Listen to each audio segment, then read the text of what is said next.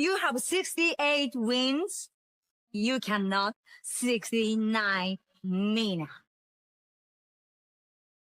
Hey everyone, it is the center of attention, Brittany Brooks, and you are watching Simply Reliable Studios.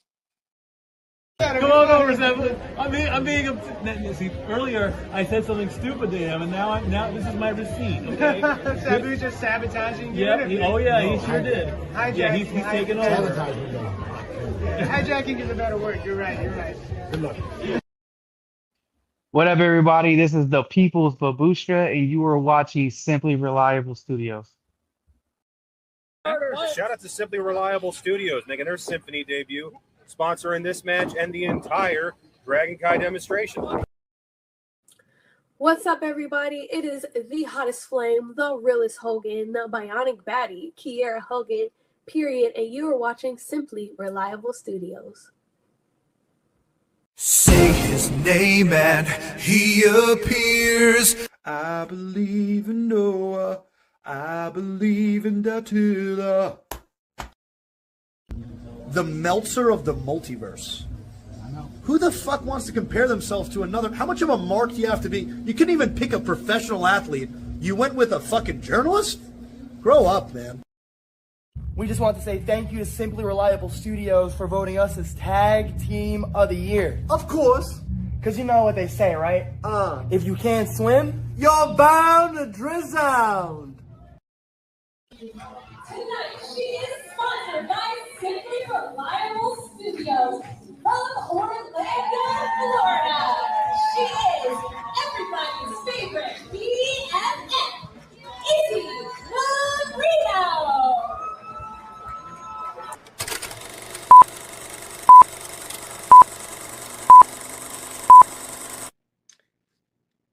Heyo, this is Jack Cartwheel. You are watching Simply Reliable Studios. Get it? Got it.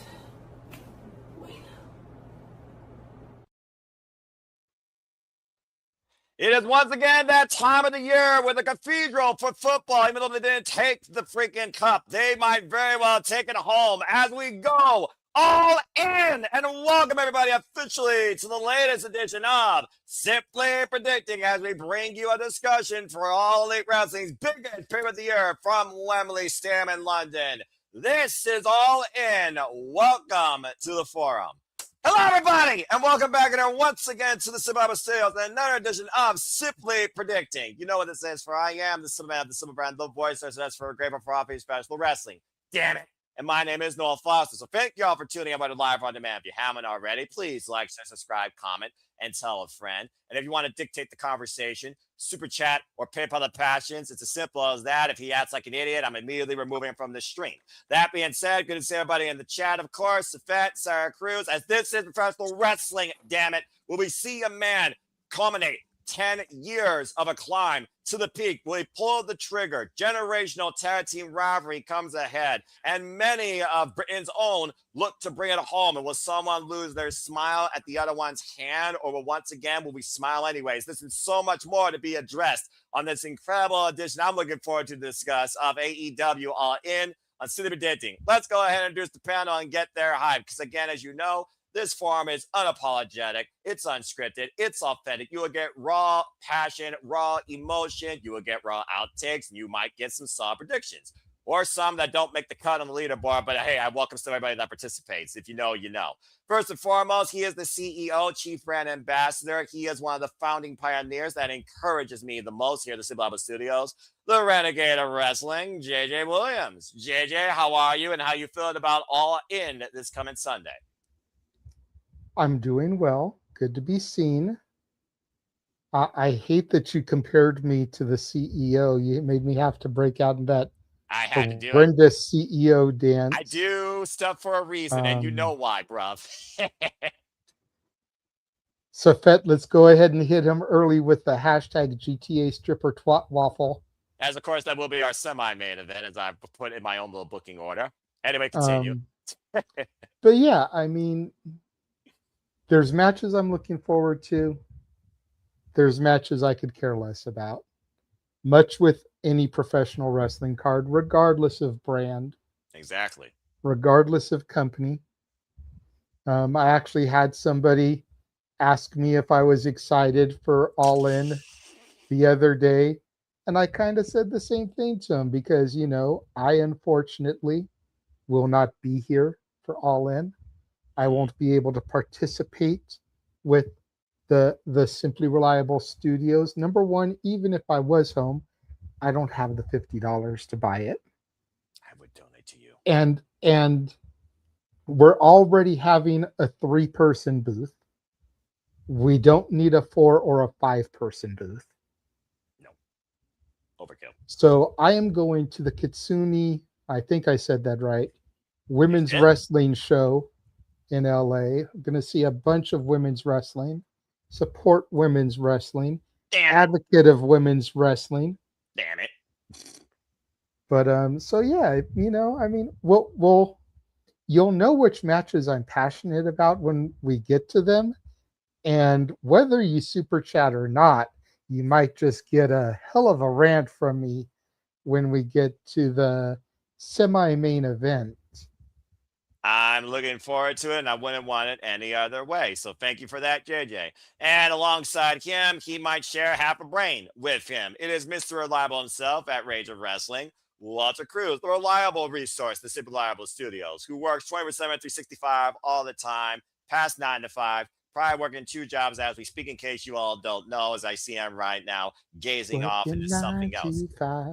Not copyright, but also rest in peace, Dolly Parton. We'll get Walter's thoughts when he's available. But after we continue forward, going around the horn, it's good to welcome a newcomer here to the Super Reliable Studios, who's truly made this as a family member his home. And I welcome him to this forum. Dave Scheffler, good to see you once again. Birdman, how are you, my friend? How you feel about AEW All In? Please, I'm doing good, Noah, and you still look as dapper as ever this late at night for us Eastern Coast people.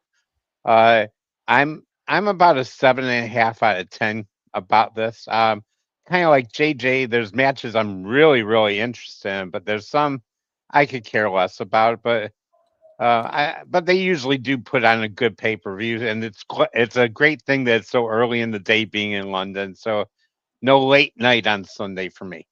Yeah, personally, I prefer early afternoon pay-per-views on a Sunday, if you will, because I like Sunday evenings for sleeping and gaming. Just saying. After I come home from church and I eat dinner at 2 p.m., my day's done at 3 before work resumes the next day. Simple as that. But thank you, Dave. Good to have you here. Now let's go ahead and bring the floor to Mr. Reliable Walter Cruz, that he gave me the message inside private chat, and I want to hear him now speak because, of course, to JJ's point, he will be part of the booth. Walter, how are you?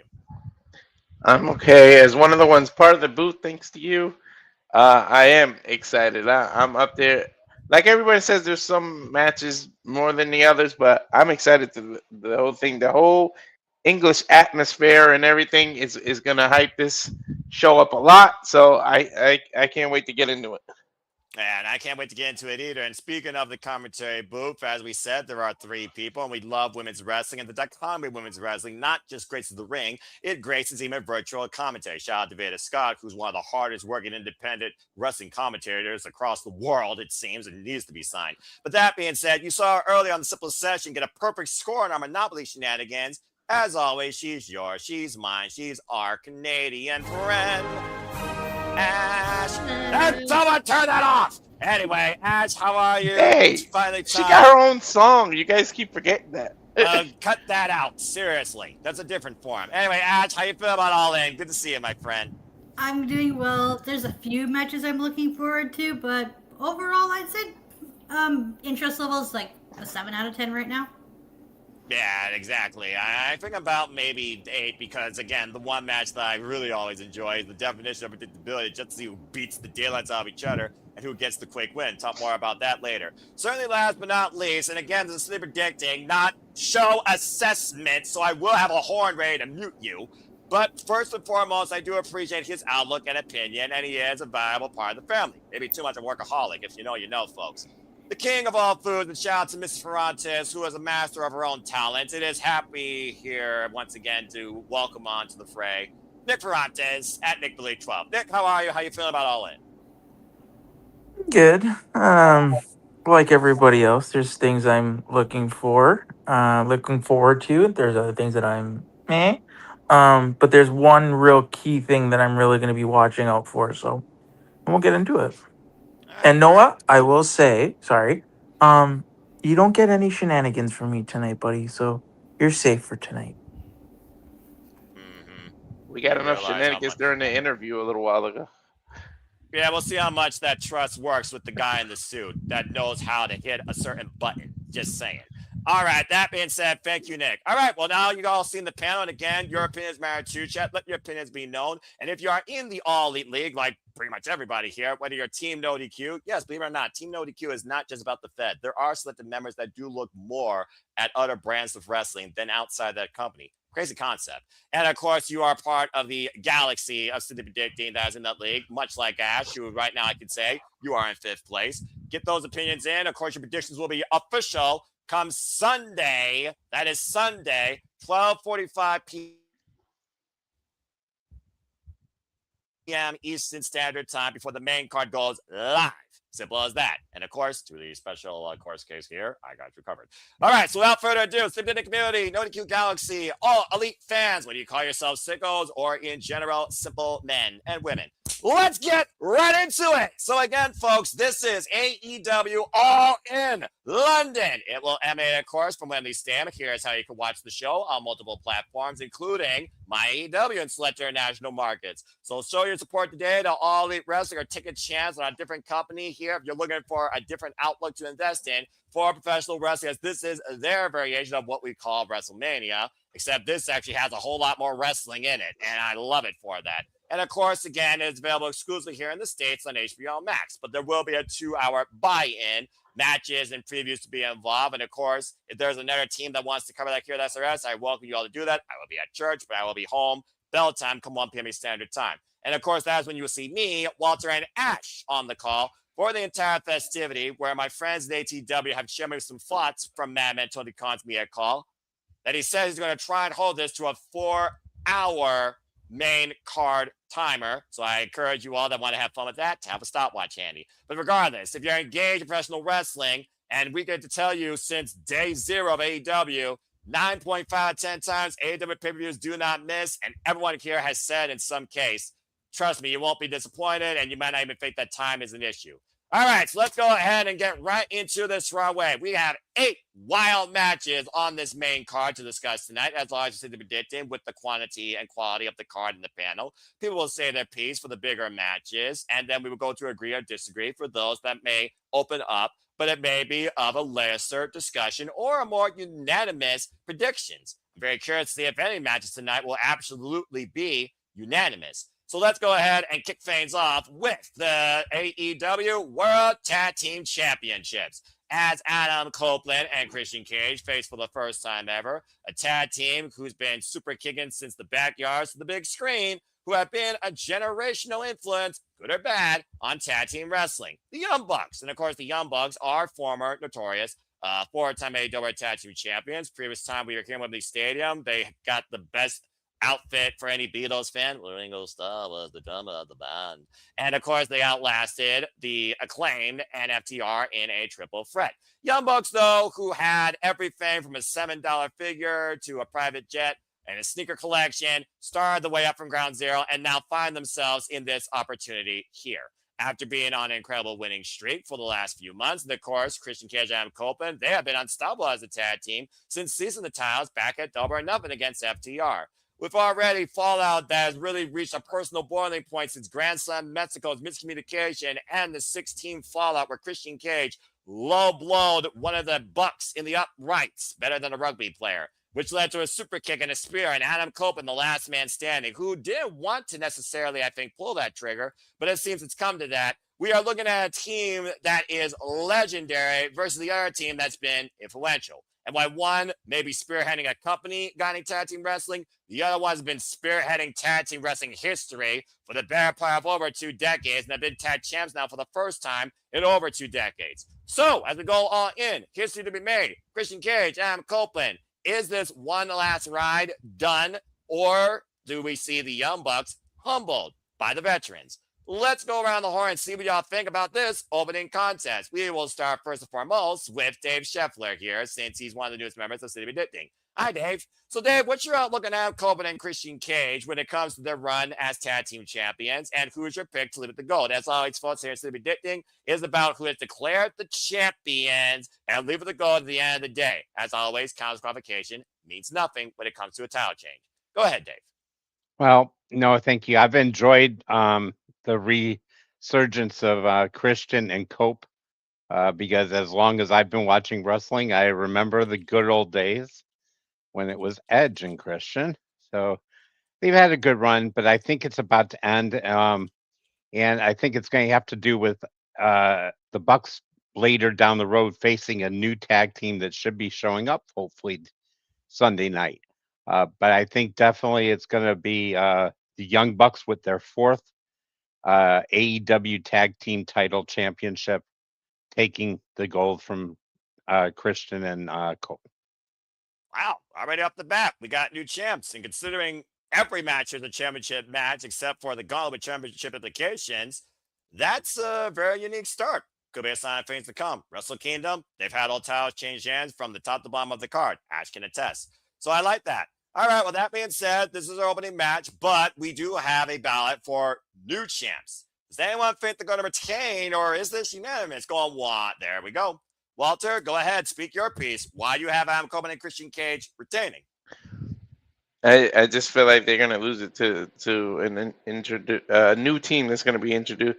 I don't even think this is gonna be a 2 versus 2 match. I think there's gonna be a callback to the WrestleMania, and somebody's gonna come out and announce there's a new team at it, and you're gonna see the debut of the New Day get added to this, and that's the way that the Christian and Cage can retain without pinning one of the Young Bucks. They'll probably lose in their debut, but then get a future title shot, and that's what I think Christian and Cope will eventually lose it to.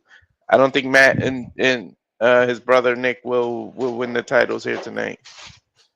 I could be wrong, and that could be wishful thinking because I just don't want to see them as champs again because you know how I feel about Young Bucks, even though they turned the leaf and everything. But yeah, I'm sure you're not the only one. I trust me. Again, like I said, I welcome raw, realistic, emotionally driven predictions because that's passion, damn it. And sometimes those predictions, like Chelsea Green, actually lead you into a point. Sorry, Aaron. Again, in Hot Mess we trust. Better face of America than the public office. What? Anyway, thank you, Walter. All right, that being said, 1-to-1 ballot. I said what I said. 1-to-1 ballot case. All right. Does anyone else have anything further to say regarding this? JJ, I'll go to you next from one brain to another. And for those that want to hear a personal outlook more than a business outlook, or maybe it's a combination of both, you came to the right place with this match. What you got to say, JJ? This is why what Nick said in private kind of, you know, we should have gone there first because the hot rumor is that a mystery team is going to be debuting in this trios roulette, whatever the fuck they're calling it. You know, we got a roulette gauntlet, we got a casino gauntlet, we got a gauntlet for the gold, we've got casino battle royal, we've got I'm confused. It's all good. But there's supposed to be a mystery trio debuting in that, which is probably going to be the New Day with Swerve or whoever they're going to be partnered with, which means what Walter said about and what Dave said about the New Day debuting, getting added to this match, probably isn't going to happen. So, you know, much to my chagrin, I am going to go for the Massey brothers from Rancho Cucamonga, California. Wow. Because I feel like All Out will be the rematch. Wrestle Dream will be Christian versus Cope one last time in what is probably going to be Cope's last match. I'm kind of surprised you put the Young Bucks there, but okay. So Look, I would love to see anybody but Matthew and Nicholas Jackson dethrone Cage and Cope. Damn it. But if we're just being real, nobody is positioned to. The Machine Guns made their hot debut, and where have they been? We got to figure stuff out after All In for them. They've been in catering since Detroit. Very much. You know, we aren't building up young tag teams like Busta and the Brain, Jordan Oliver and Alec Price. We've got 532 tag teams on the AEW roster as opposed to the 3 on the WWE roster, and we can't do nothing with them. The only way I see Christian and Cope retaining is if FTR come out and make the match a schmoz.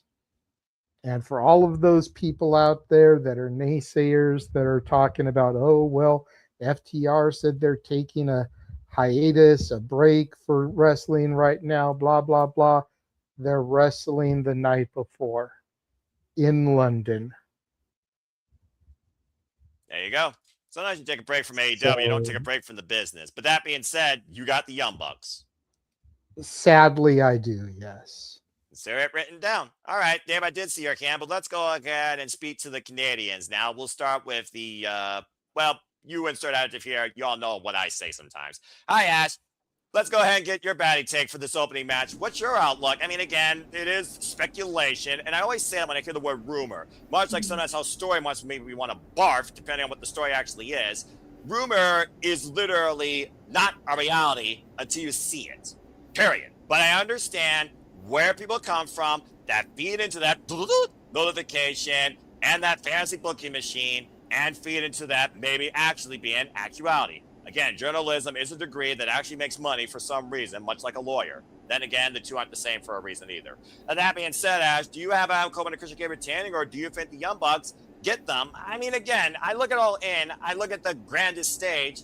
You gotta consider everything's going to be a soft reset afterwards, even when we go all out. So what do you think? It's one of those situations where it's just like, what are we doing? Because on the one hand, what are we doing? If Cope and Christian retain, what other team do they have feud with? And you can make that same argument with the Young Bucks. They're 1A, 1B. Exactly, because neither team need the title. So, where do we go from here? Where do we go now? I don't know. You tell me. That's what I'm trying to figure out here. I love when I can rattle her brain.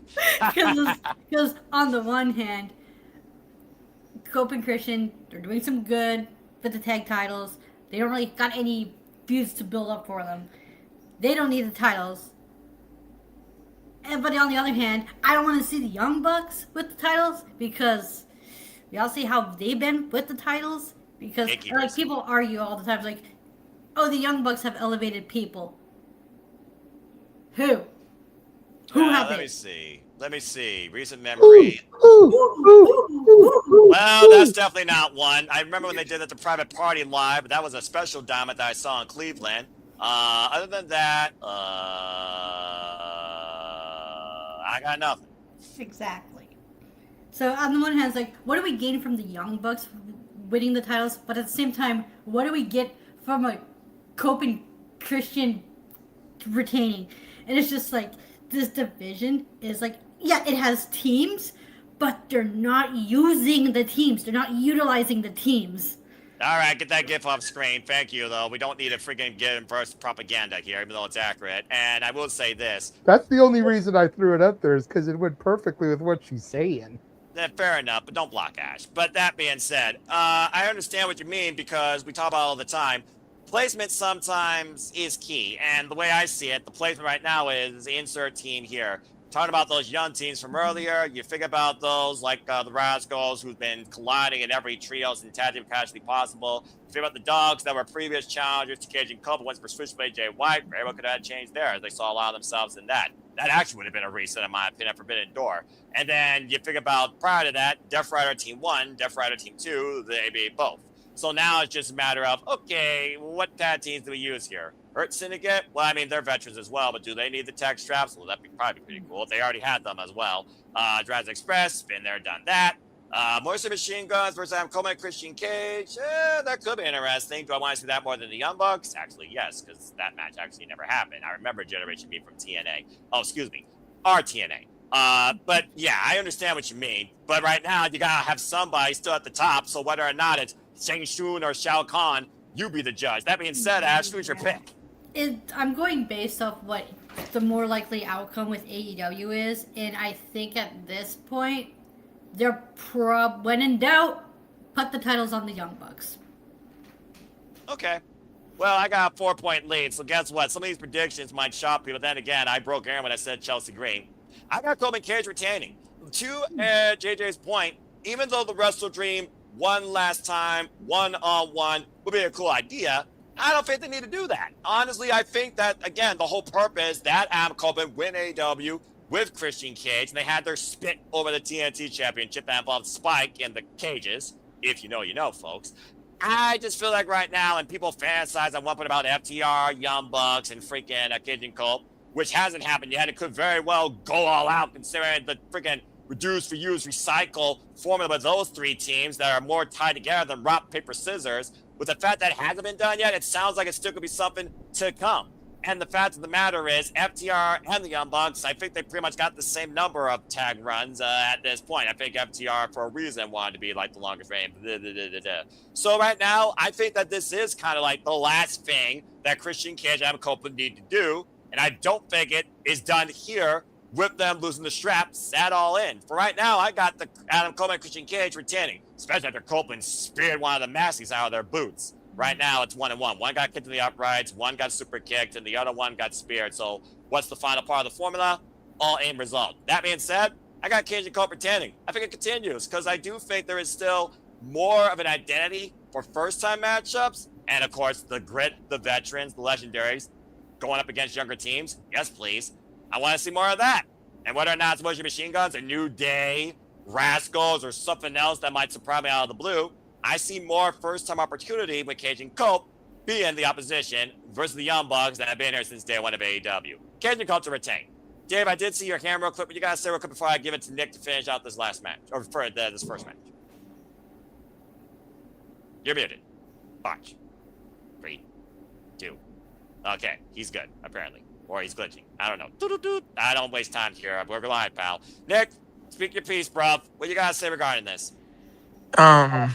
Yeah, I agree with kind of JJ really took my point on that.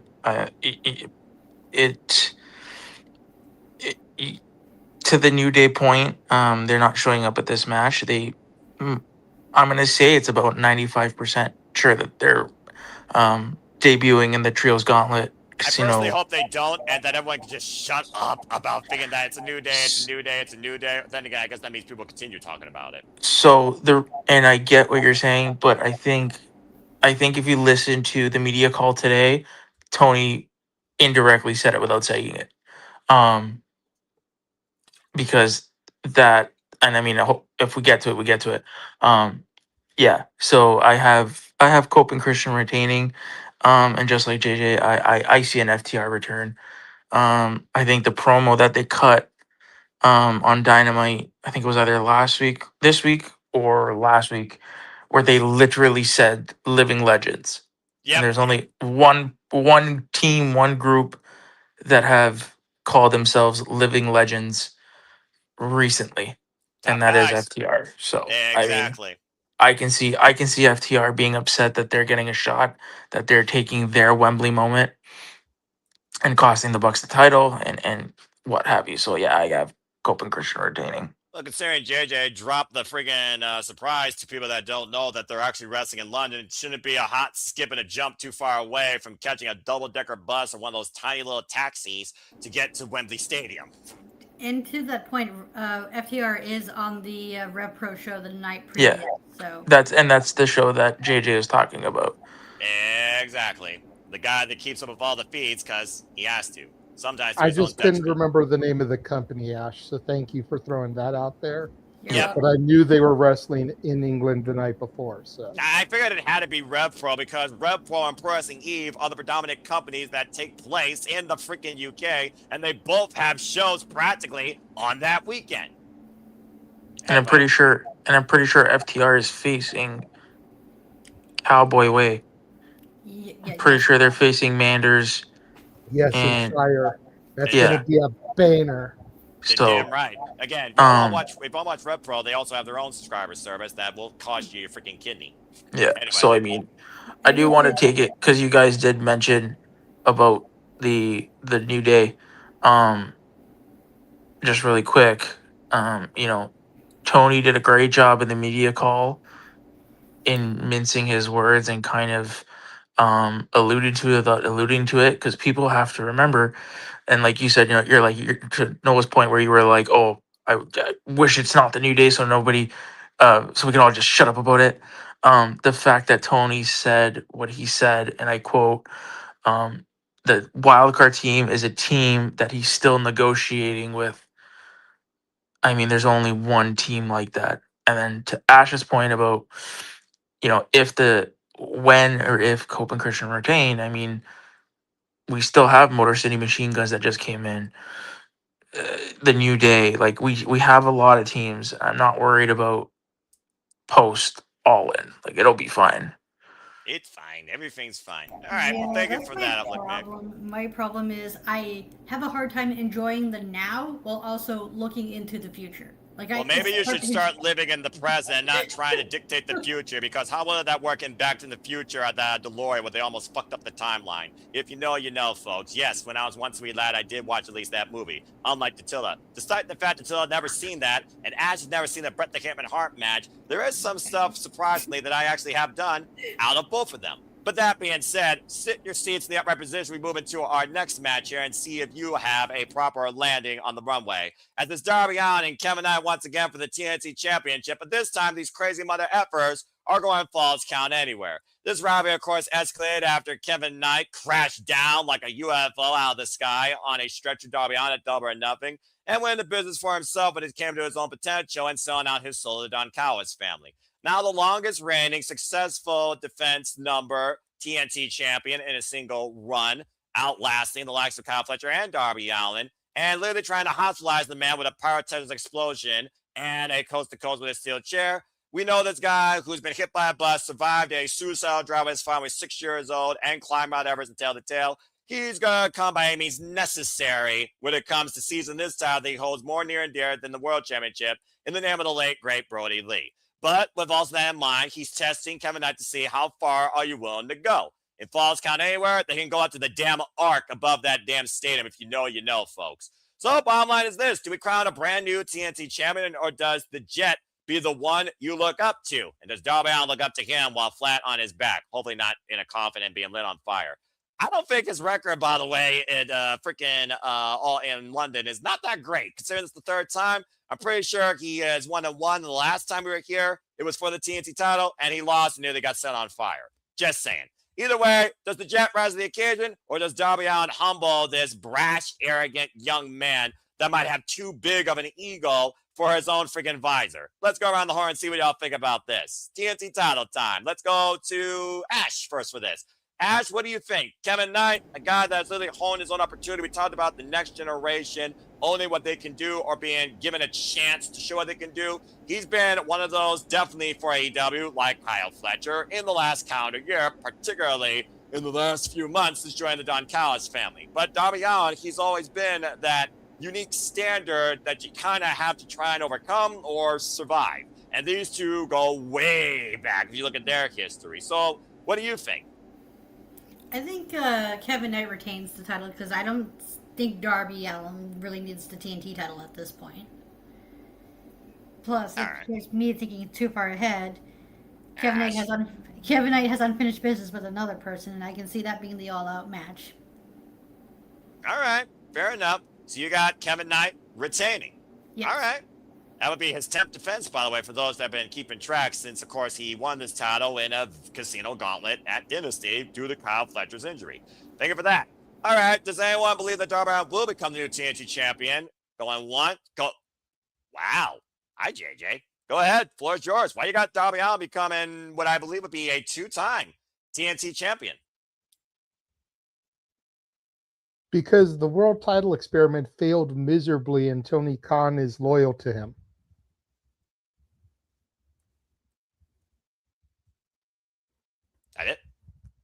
as fucked up as it is to say it, yeah. That's pretty much my logic behind it. The world title experiment failed. Tony Khan is loyal to Darby. It's false count anywhere. Darby is a sick, twisted, sadistic fuck. It's Wembley Stadium. They're going to give him a huge moment. I got Darby taking it. All right. Well, here's the thing. Biggest show of the year. Buy the shirt. Yes, buy the shirt. Buy all the Shout shirts. out Also to buy Jeff the shirts. Meacham. And shout out to Tommaso Studios. Buy the shirts today. The way I look at it is this. Kevin Knight, there is still a lot of history left when it comes to him and that title. Much to Ash's point, someone who also faced him and came up short. Wouldn't it surprise me if another person who once held it may want it back, especially considering what may happen in his match, cause and effect. For Darby Allin, though, he is that consummate workhorse. And whether or not you think the AEW World Championship was a failed experiment, he still defended his title more than most champions right now in the wrestling business and gave bangers both on pay-per-view and on television, and you can't argue that. And it's just one of those things right now that I look at Darby Allin, I don't think he needs to go back to the world title again. And I almost felt like it was just one of those things he wanted to do in the moment.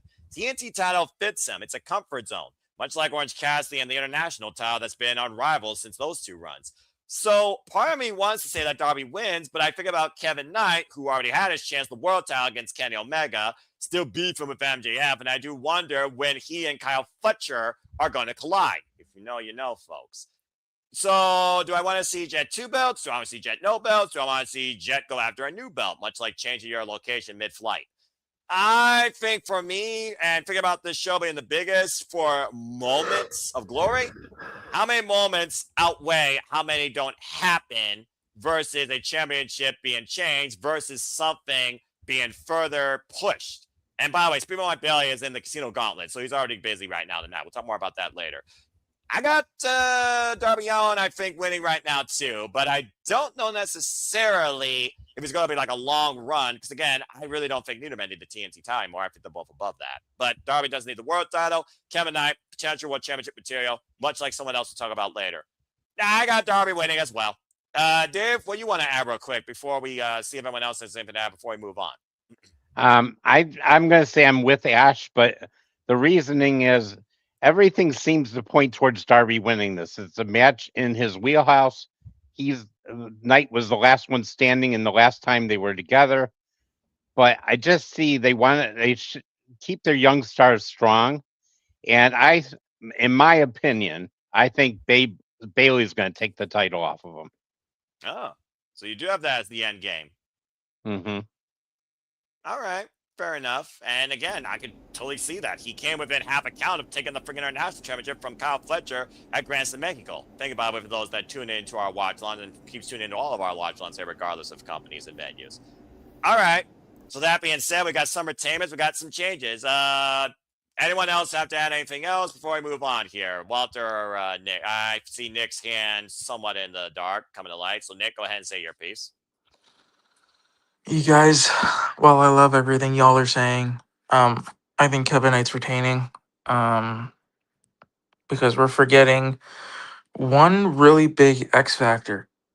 It is a false count anywhere, but that also means this is a no DQ match. Correct. No pun intended. We are missing a very big X factor here. And I feel like this will be one of many things that we are going to see in the show. What's Marasade's status, right? Because she did ask for her release from TNA. She is in a relationship with Kevin Knight. Does she play a factor in this? I believe she does. I believe that'll be our first debut, or one debut of many that night. And I think you just have Mara Sade and Kevin Knight be this power couple. I'll take. All right. Interesting food for thought. Do you even consider that? And again, I don't hate the idea, but either way, he has Kevin Knight retaining. Walter, go ahead and lend your voice here since everyone did. I feel like this is fitting because, again, we're going for these matches like that, considering, again, 8 matches. And for once, it's not a double-digit card. Thank Christ. Walter, what you got to say regarding the TNT Championship match? You got Darby Allin regaining or Kevin Knight retaining? I think there's still fuel left in the jet, and he continues to fly. He retains. All right. Fair enough. I like it. It was almost split here, but I think it went in favor of 42. You All just right. can't resist the puns, can you? No, he can't. It's Walter Cruz. Ladies and gentlemen, Mr. Reliable. He'll be here all freaking night. Bloody hell. Don't forget to tip your waitress. All right. Thank you for that, Walter. With that being said, from tipping your waitress to placing your bets, and of all people I'm going to let lead this match, he kept talking about it and talking about it and talking about it because it just made sense. And I hear right now, I'm going to say it live on air. This is going to be my out-of-body experience, and this is going to get the supplements. That's professional wrestling, damn it. Nick, it's on you. Let's talk about the Don Callis family and the AEW International Championship. Here we fucking go. The Protostar, Kevin Knight, defends the gold against Kazuchika Okada. Beach. And, of course, the Alpha, Konosuke Takeshita. Of course, Kyle Fletcher won this time like a beach break against the Alpha with a freaking top rope twisting Protostar brainbuster. Kazuchika Okada, previous champion before Kyle Fletcher. Of course, lost to Konosuke Takeshita in Double or Nothing. Konosuke now back, of course, from G1 Climax. And, of course, excommunicated from the family by family member 2. Again, Protashita no more. Protokada, is it? Because what Don Callis did is he levied this deal to Nick's, of course, booking. I called it, or whatever. He's like, I needed it. I'm glad I got it, blah, blah, blah. And, of course, Don Callis only has his own selfish agenda in mind. Keep the gold in the family or keep the gold on the most valuable asset of the family. Who's the most valuable asset? Is it the Rainmaker? Is it the Protostar? Is it Mark Davis? Is it Trent Beretta, Rocker Man? I think we all know the answer. But that being said, it's continued fallout with the inaugural members of the Don Callis family and the Rainmaker right in the middle. When it comes to the Don Callis family, this is the story of the damn family, despite the fact 2 of them are still in it. But I think 1 is also getting very effing sick of it. Y'all know how Triple Threat goes and how I look at them. Buffer, fall person, you know the champion does not be involved in the decision for the decision to be rendered. You can look at each man's history, how they have pinned and beaten one another, except Kyle Fletcher has had the better of Okada on every singles occasion. Not singles, though, it's Triple Threat. Previous Triple Threat has history, though, has favored the Rainmaker, much like All Out last year that, Nick, you saw live. So that being said, Nick, do you have a brand new AEW International Champion? Does it stay in the family is the bigger question, or do you see continued fallout where we think someone else soon enough is going to be leaving? We do get a new champion, but it will not be in the family. Takeshita wins. Takeshita regains his title. The only reason why, let's be real, the only reason why he gave up his title was because he was in the G1. They couldn't have the title on him because he was in Japan. So, I mean, he's back now. G1 is over. So Takeshita wins. And this match directly affects or directly correlates with the main event. Because I think Kyle Fletcher moves on to bigger and better things that he is destined for. So I got Takeshita winning and becoming the new champion again. Well, considering you saw the Protostar 1 year ago around this time, challenging for the World Championship, I mean, you're not too far off. All right, that being said, he's got a new champion, and he picked the Alpha, Konosuke Takeshita. And I saw Dave, your cat was nodding, Ash is thinking. So, Dave, let's go to you next. You apparently share the same outlook as Nick, but go ahead and say your piece. I think Nick has hit it on the head about being in the G1, but it's surprising how in one federation, if you're gone for a month, they don't take a title off you, and they did here. But I think the downfall is going to be. It's going to be Okada and Fletcher going to cost themselves, and it'll be Takeshita picking up the pieces, which will cause more friction between Fletcher and Okada. They keep teasing, just like when they were teasing Takeshita leaving. Beat. All right. And I'll just go ahead and start with the L-shaped perpendicular side here to finish it out and say, I absolutely agree. I think this has to be a boiling point for Kyle Fletcher, who's being undermined by Don Callis, even though, again, he owes a lot to Don Callis in the opportunities he's gotten and where he is. And to JJ's merit, he's actually correct. But it's also one of those things right now that Takeshita, it was a short month consecutive long tournament. Now he's back here, still triple contact, of course, the DDT in New Japan, still NWA World Television Champion, but he could balance all three companies. And while he had the title, he was constantly defending it on Collision and Dynamite. With the outlook of Okada or Kyle Fletcher going on to other things, and I do echo some of what Nick says, but also considering the main event and the history with the Rainmaker for both men, don't rule that out either. And he never got his shot for the AEW World Championship against Darby Allin. So just saying, do the family business. I do think there's other things in store for both Kyle Fletcher and Okada, which leads me to why Konosuke Takeshita, because of the champ. I got the Alpha getting it back as well. All right, let's go around the other side now. We'll start with the bottom right-hand corner. Ash, I saw you thinking. Of course, we talk about our conclusion of the G1 climax being brought up, Konosuke Takeshita. So do you echo the same sentiment as your fellow Canadian here, or do you have a different outlook when it comes to family turmoil and this AEW national champion? I want to say, like, holy crap, for some reason I thought Takeshita was going to win the G1 again. Thank God that did not happen. Right. I mean, because I would have some choice words and opinions about that. I'm sure you would. Yes, because especially also in the B block too, because goddamn, I would not have liked two AEW wrestlers being in the finals, but we didn't get that, thank goodness. Breathe. I'm just saying. I'm just saying. I feel you, but again, that is a reality you don't have to worry about. So continue. Back to reality. I know, right? Thank goodness, right? Yes, it just had to literally get that off her chest and have the freaking helicopter drop the 10,000 gallons of water on that forest fire that was boiling and spreading. I have Takeshita winning as well. Okay.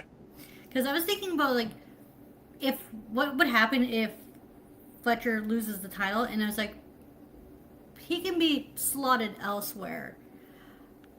He and Okada can feud, finish up where they left off, pick up where they left off, and their feud does not need the title. So, have Takeshita win. Sounds like I hate to say this about Takeshita in AEW. It seems like this is where it comes across as to me, they don't know what to do with Takeshita if he doesn't have a title. Yeah. Anybody else feel that way, or is it just me? No, pretty much most of his career outside, when he came in here earlier and he was being tested by the AEW roster, has been concerning a championship or a tournament that involves a championship. You're very much on point. Then again, he is Japanese, and in a lot of New Japan, kind of the same way. Yeah, I'm just pointing that out there because I don't have any issues with it, but it is going to get to the point where if one person is constantly in the title picture, it's going to be like how people are towards Charlotte Flair, John Cena, insert other wrestler here. Yeah, and I do not want that. And I do not want that happening to Takeshita, where he outwears his welcome in the title scene. That's what I was trying to get at.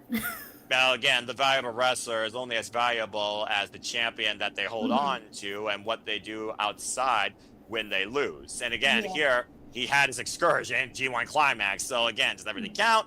I don't think so. Much to Nick's point, this is a buffer. And what do I say about triple threats?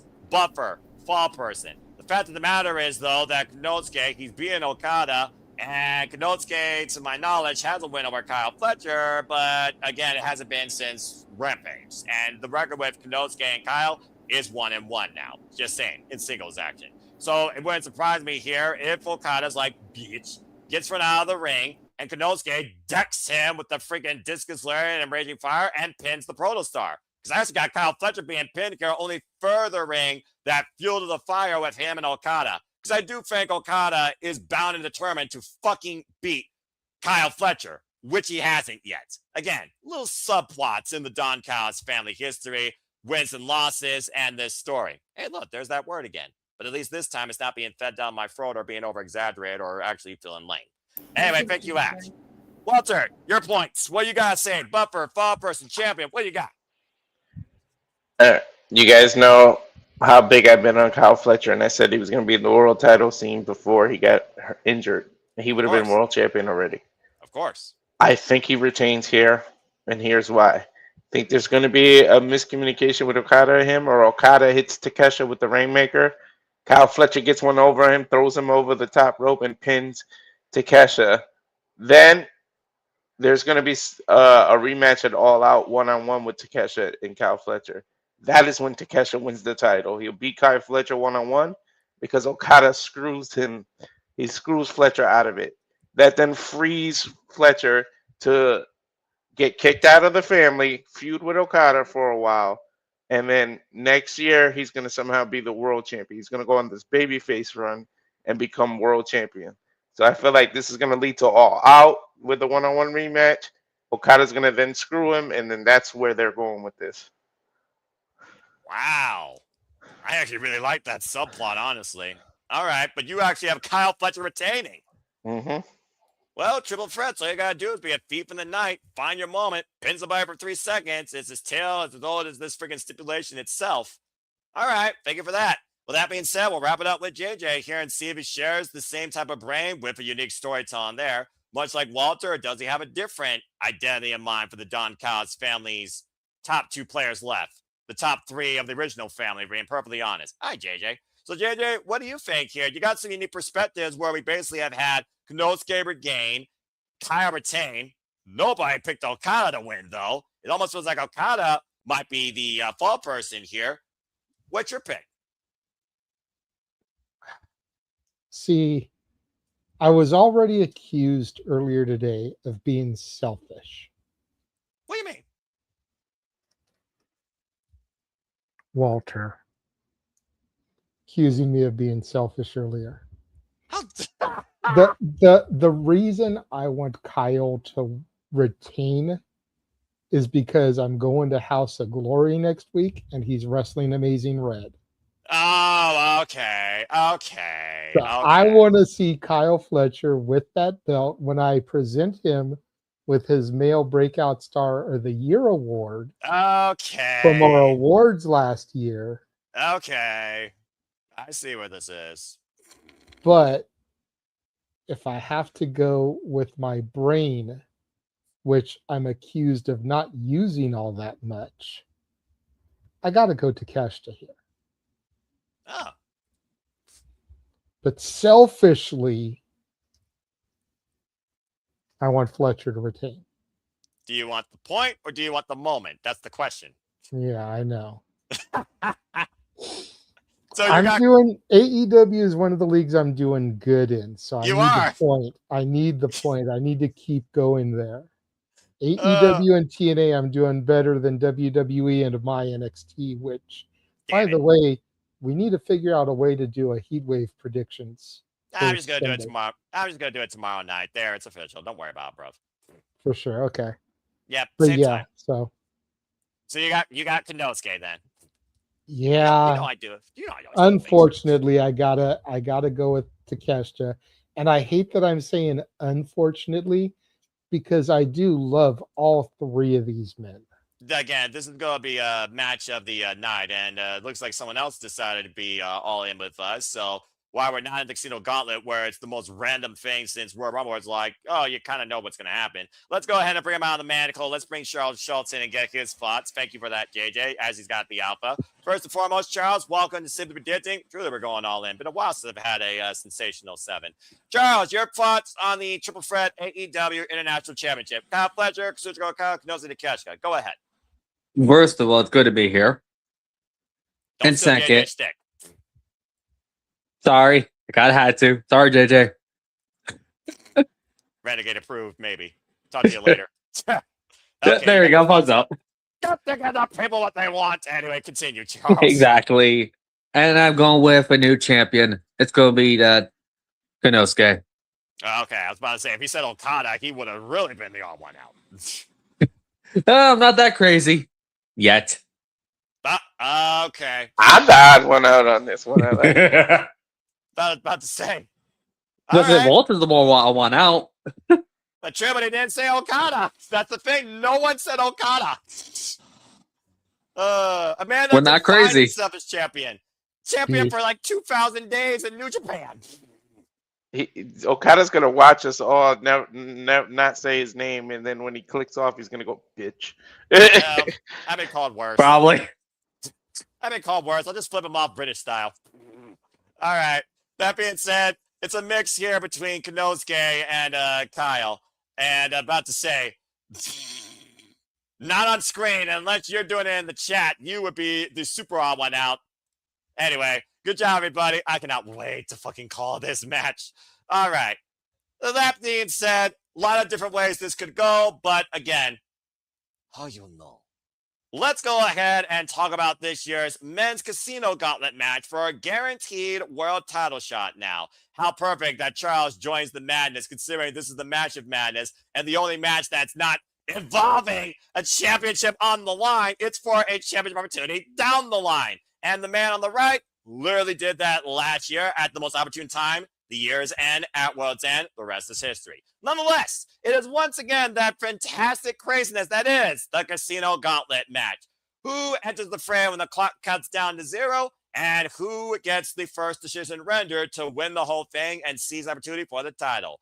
Right now, we know that MJF is number 2, and Andrade El Idolo, our current AEW national champion. Oh, excuse me. MJF, the actual real, true champion, holding the Triple B, delusional to the ultimate extreme, and Andrade Idolo, of course, everyone's favorite right now to take a selfie with, and the brand new AEW national champion. They are number 1 and number 2. MJF, of course, won this last year. Andrade Idolo, I think he's airing this for the first time ever. Other names involved include not limited to so far who have put their name out there: Commander, Tommaso Ciampa, Speedball Mike Bailey, Nick Wayne, Dunkster Mark Davis, and even Chris Jericho. For those that don't know, this match is literally as many as maybe 21. I haven't seen it go that high. I've seen it come pretty close. People come out at random intervals with a 10-second countdown, and it literally ends when the first pinfall submission is rendered in the ring, and that can happen at any time. So enjoy this madness and go get a pint of Guinness while you're at it, because you could call this while you're drunk or sober.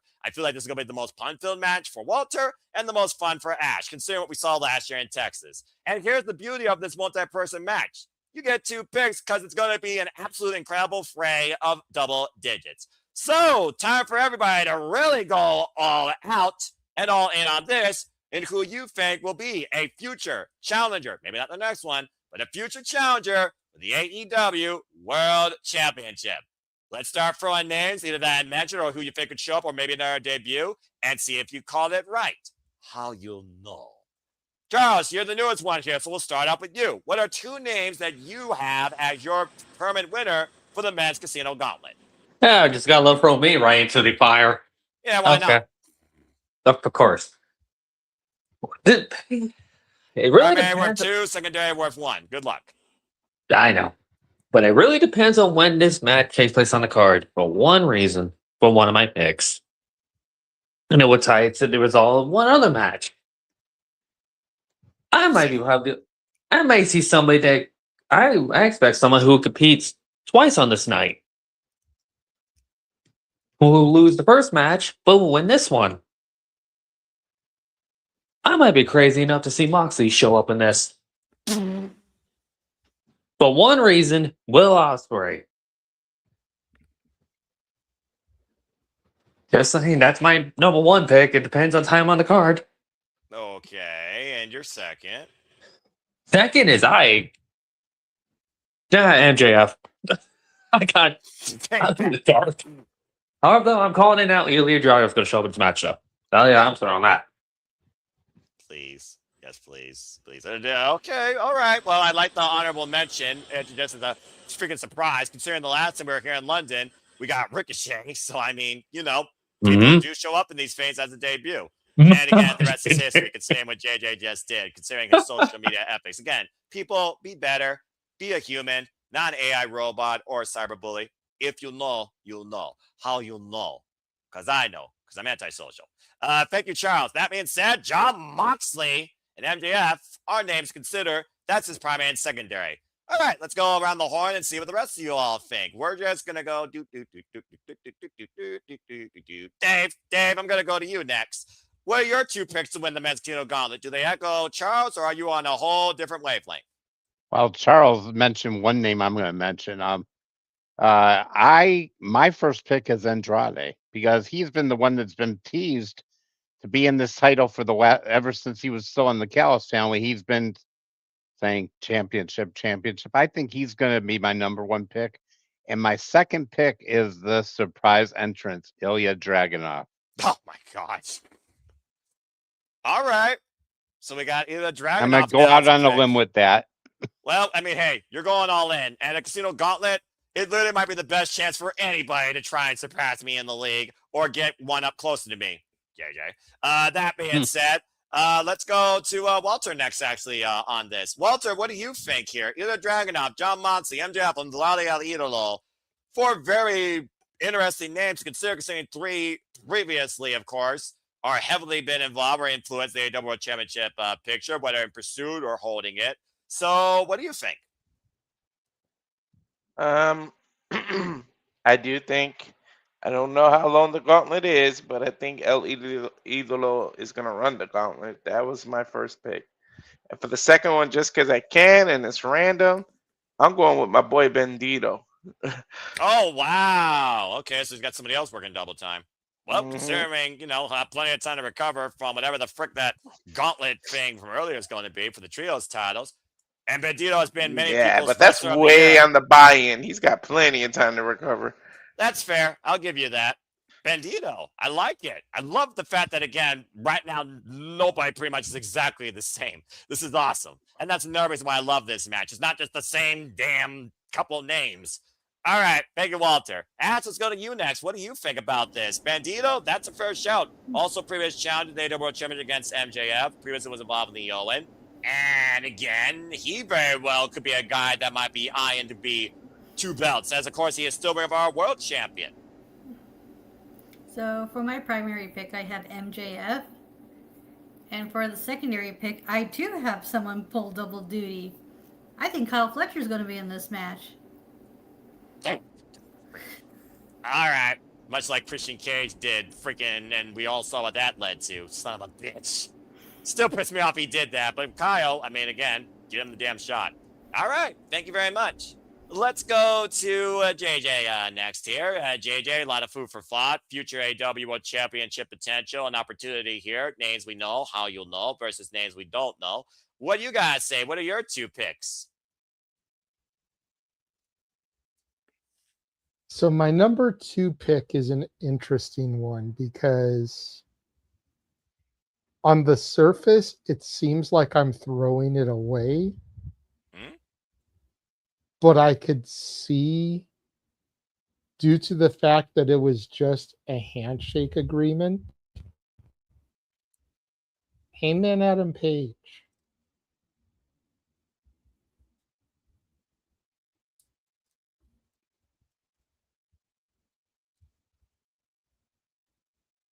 The silence speaks volumes on people's reactions. I was going to say crickets. I haven't been the biggest supporter of Hangman. I think we all know that. But hear me out here, because again, it was a handshake agreement. Nothing was contractual, and the deal was that if he lost, he couldn't challenge for the title. It never said he couldn't be in a match where a title opportunity was on the line. Fair. It would be like having the stipulation, but you still get thrown in Money in the Bank. You still get thrown in the Royal Rumble. You still get thrown in the Chamber just because we need a main event body. And then what happens if that person actually wins? I think it could be something interesting to explore. Huh. Smart Mark Stern would have a hell of a legal case against that. I'm just saying.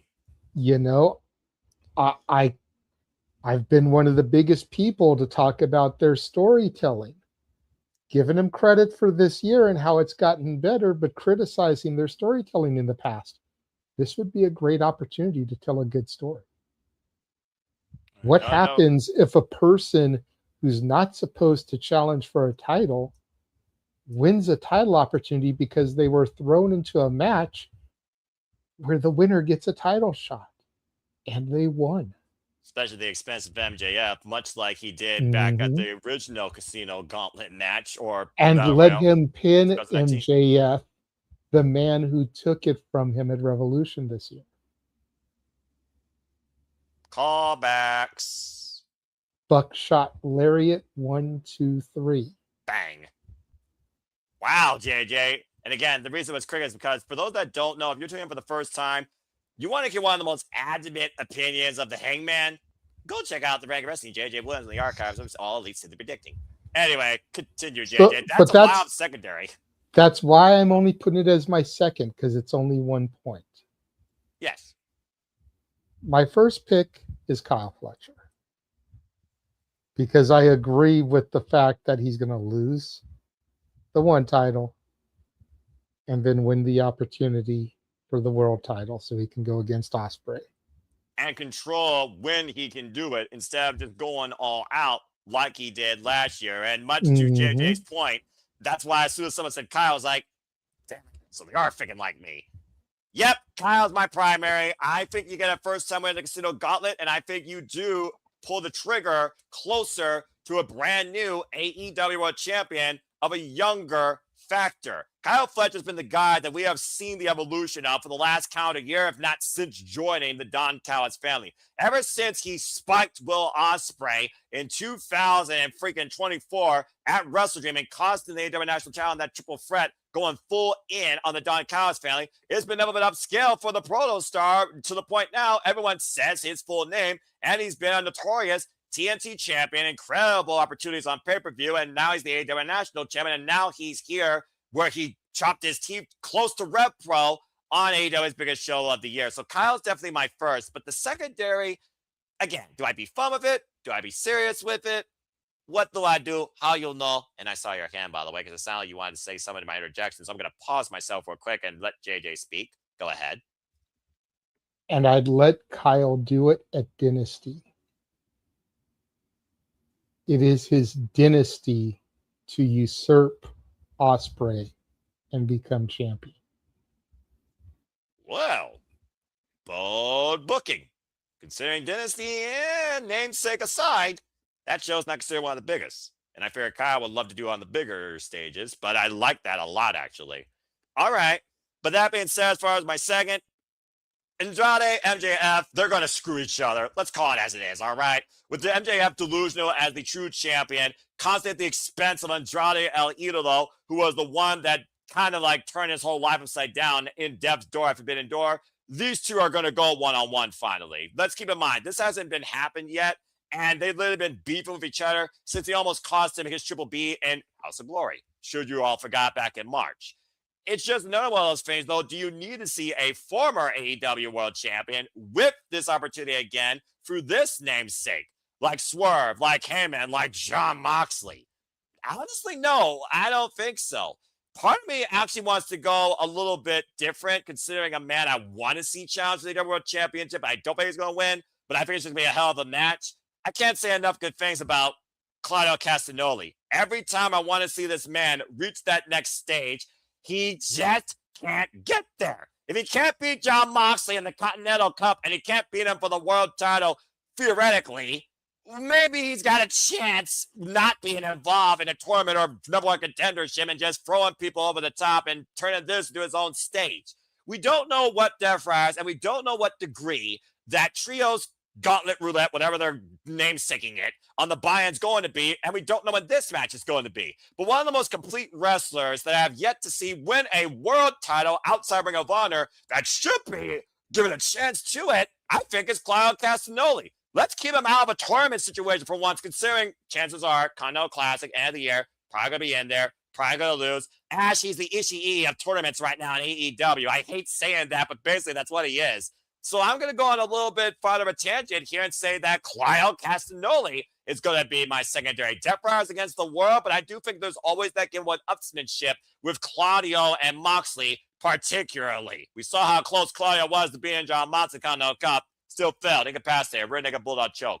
So my picks are Kyle Fletcher, and Clara Castagnoli, just to be different and explore something different. But also, I think it's deserving. All right. Well, that being said, I go to the person that loves this match the most last.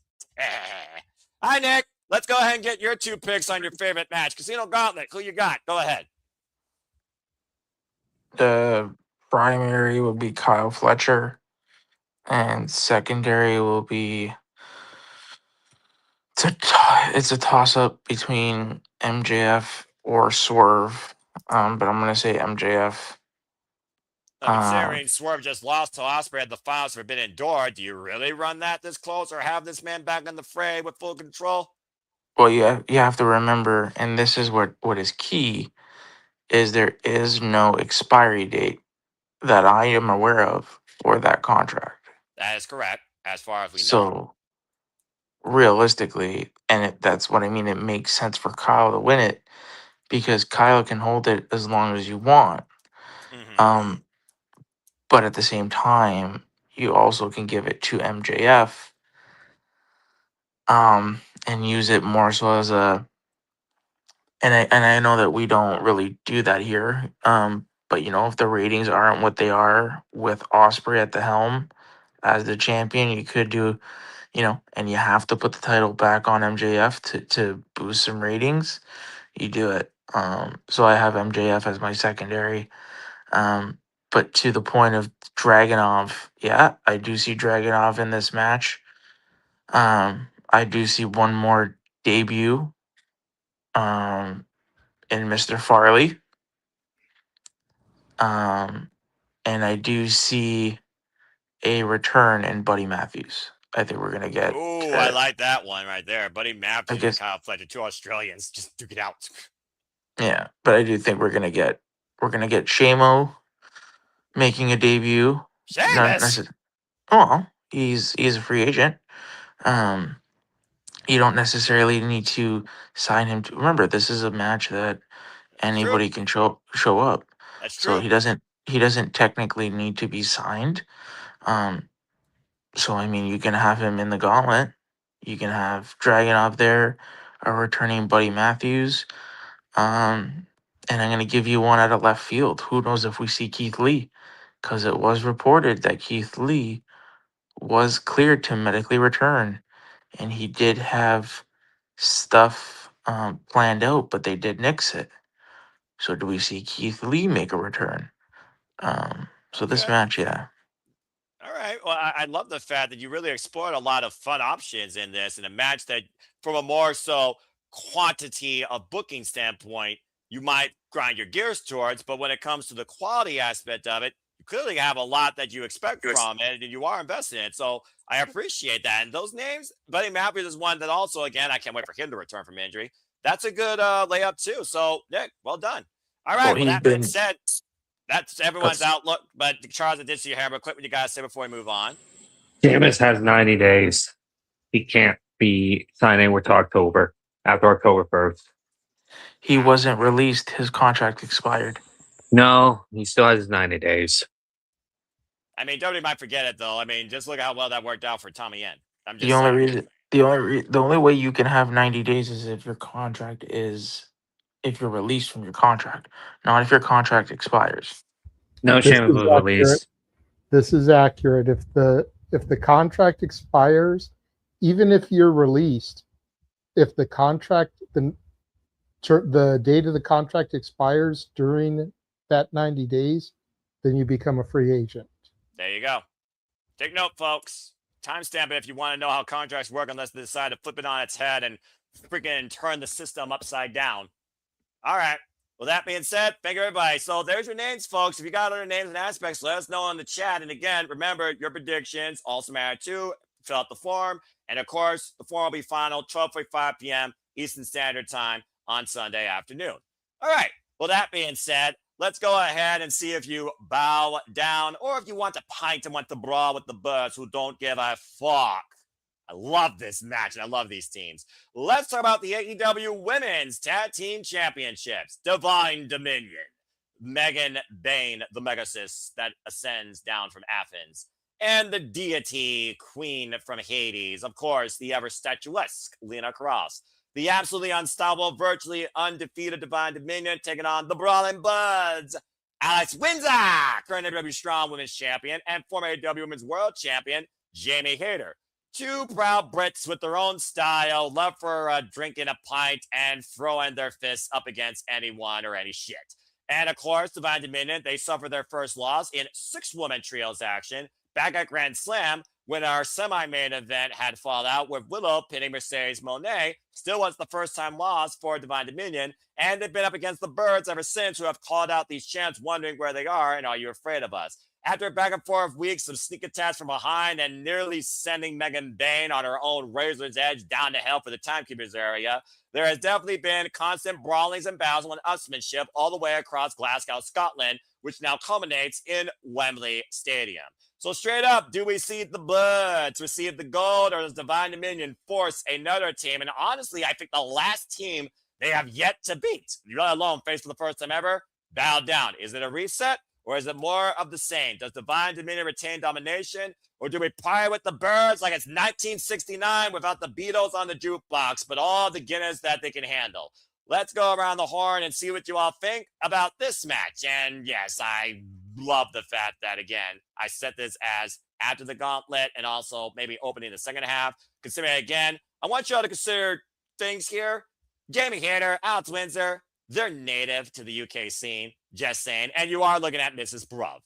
All right, let's go around the horn and see what everybody thinks about this. And I think it's only fitting, first and foremost, we start with advocates of women's wrestling. So I'm actually going to start with JJ as an advocate for women's wrestling and tag team wrestling. So JJ, Alex Windsor, Jamie Hayter, I've seen them fight one another almost to 30 minutes in Pro Wrestling Eve. Their only ever singles encounter. I've seen Alex Windsor, Jamie Hayter's growth all the way from Pro Wrestling Eve. I've seen, of course, Jamie Hayter through Stardom. So again, I could talk all night long about these two proud Brits and women's wrestling advocates and trailblazers. But what we have witnessed in Lena Cross and Megan Bayne through Independence, Australia, GCW, AEW, it's something that has been absolutely unmatched. But I feel like this has got to be the one match we got to be unanimous on. So go ahead and set up the field, filibuster. What do you guys say regarding the Interwomen's Tag Team Championships?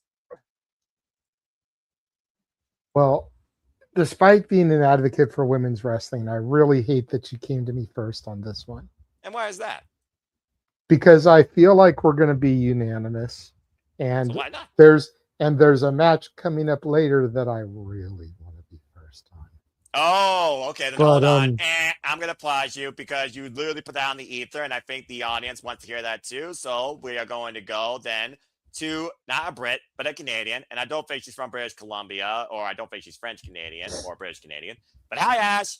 And I'm about to say, you have a certain phrase for big women. So, I mean, this is right up your alley. And again, you're on the call for it. So go ahead, set up the field. Let's see if we're unanimous. It's on you. What do you guys say about the Inter Women's Tag Team Championships? The Renegade folks will be engaged come our other women's match of the night. That is our semi-main. I also want to point out here before Ash speaks, Mone had this idea for Divine Mone. Just saying. Go ahead, Ash. It's on you. I mean, Monet does need bodyguards, and I can't think of two better bodyguards than Divine Dominion, because, see those two women? Goddamn. 6'1" and 6'2", I believe. Goddamn. You're That's right. I mean, I'm with you there for all the right reasons as a fan of women's wrestling, damn it. AEW, where the women have the beef. I mean, you can, be a good wrestler and look pretty kicking someone's ass, too. I'm just saying. And you can be hardcore as well. You don't have to be all tentative. No, exactly. Like, different styles for different folks, I suppose. Exactly. Continue, though. You already know what style I'm about. Y'all know how I feel about the English. Like, goddamn. Even English women, too, mind you. Oh, the women.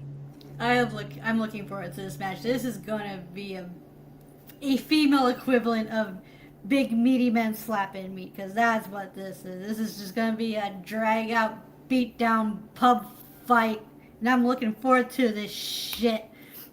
You sound drunk already on it. I have the birds. I have the birds one in this. Because as much as I love Divine Dominion and how dominant they are, there's not much more feuds and matches we can get out of them, but we can do a lot more with the Brawling Birds. Yeah. The Birds for the win! All right, Bird thank is you, the Ash. word. Bird is the word. You know what? This is the one time I will allow that, but I'm pretty sure that is not a soundtrack from England. So again, null and void. Thank you, Ash. That being said, everybody rise up. And do you agree with Ash, or does someone dare to say a different opinion before I move on, or do we all want to drink to the Birds taking the win? Go on, what? Wow. Okay. Who's to say any match is going to be unanimous, right? Well, so much for that thought, JJ. All right, Dave, I saw your hand first, then we'll go to Charles. Go ahead. You got Divine Dominion? No, I'm agreeing with Ash, but I'm just saying it's the version. It's the version of, I call it, of Drew McIntyre and Sheamus, the women version. Okay. And I did want to throw out something about our last discussion because I looked it up. Sheamus's contract, he left because he was offered one of those pay cuts. His contract expires October 1st. So he is. Yeah, so he is out of it. I wanted to let that know, but I definitely agree with Ash. I think this is definitely going to be a clean sweep here. You're all wrong. The winner's going to be me because I get to see these four bitches bang and go at it. I'm the real winner. That makes two of us, my dude. That makes two of us.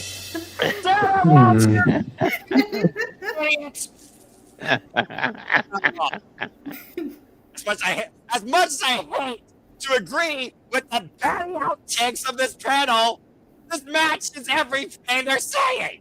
And we're in the UK. That's a normal thing. What the hell? All right, thank you. JJ, I see your hand. Then I saw Charles earlier. No offense. What do you got to say, JJ? Bloody hell. Let me preface what I'm about to say by saying I am not saying this to try to make your blood boil by any stretch of the imagination. What? The only reason this match is on the main card is because they're putting the belts on the fucking Brawling Birds. Otherwise, it would be on the damn buy-in. If it was any other team, any other match, or Divine Dominion was retaining, it would be on the fucking buy-in. The only reason it's on the main card is because they're putting the straps on the Birds. Strong case, considering the track record of pay-per-views. I'll give it that. I mean, again, looking at the booking, we always question, again, sometimes the booking of why this is here, why this is there, So I'll give you that. But yes, officially, Alex Windsor and Becky Hayter are walking away with the titles. Okay, first off, you put some damn respect on Jamie Hayter, all right? Because as far as I will not, and you will not make me. Well, I will give you Statlander. I may not feel that Stat is where it's at because 9 times out of 10 they put her up against someone I like more.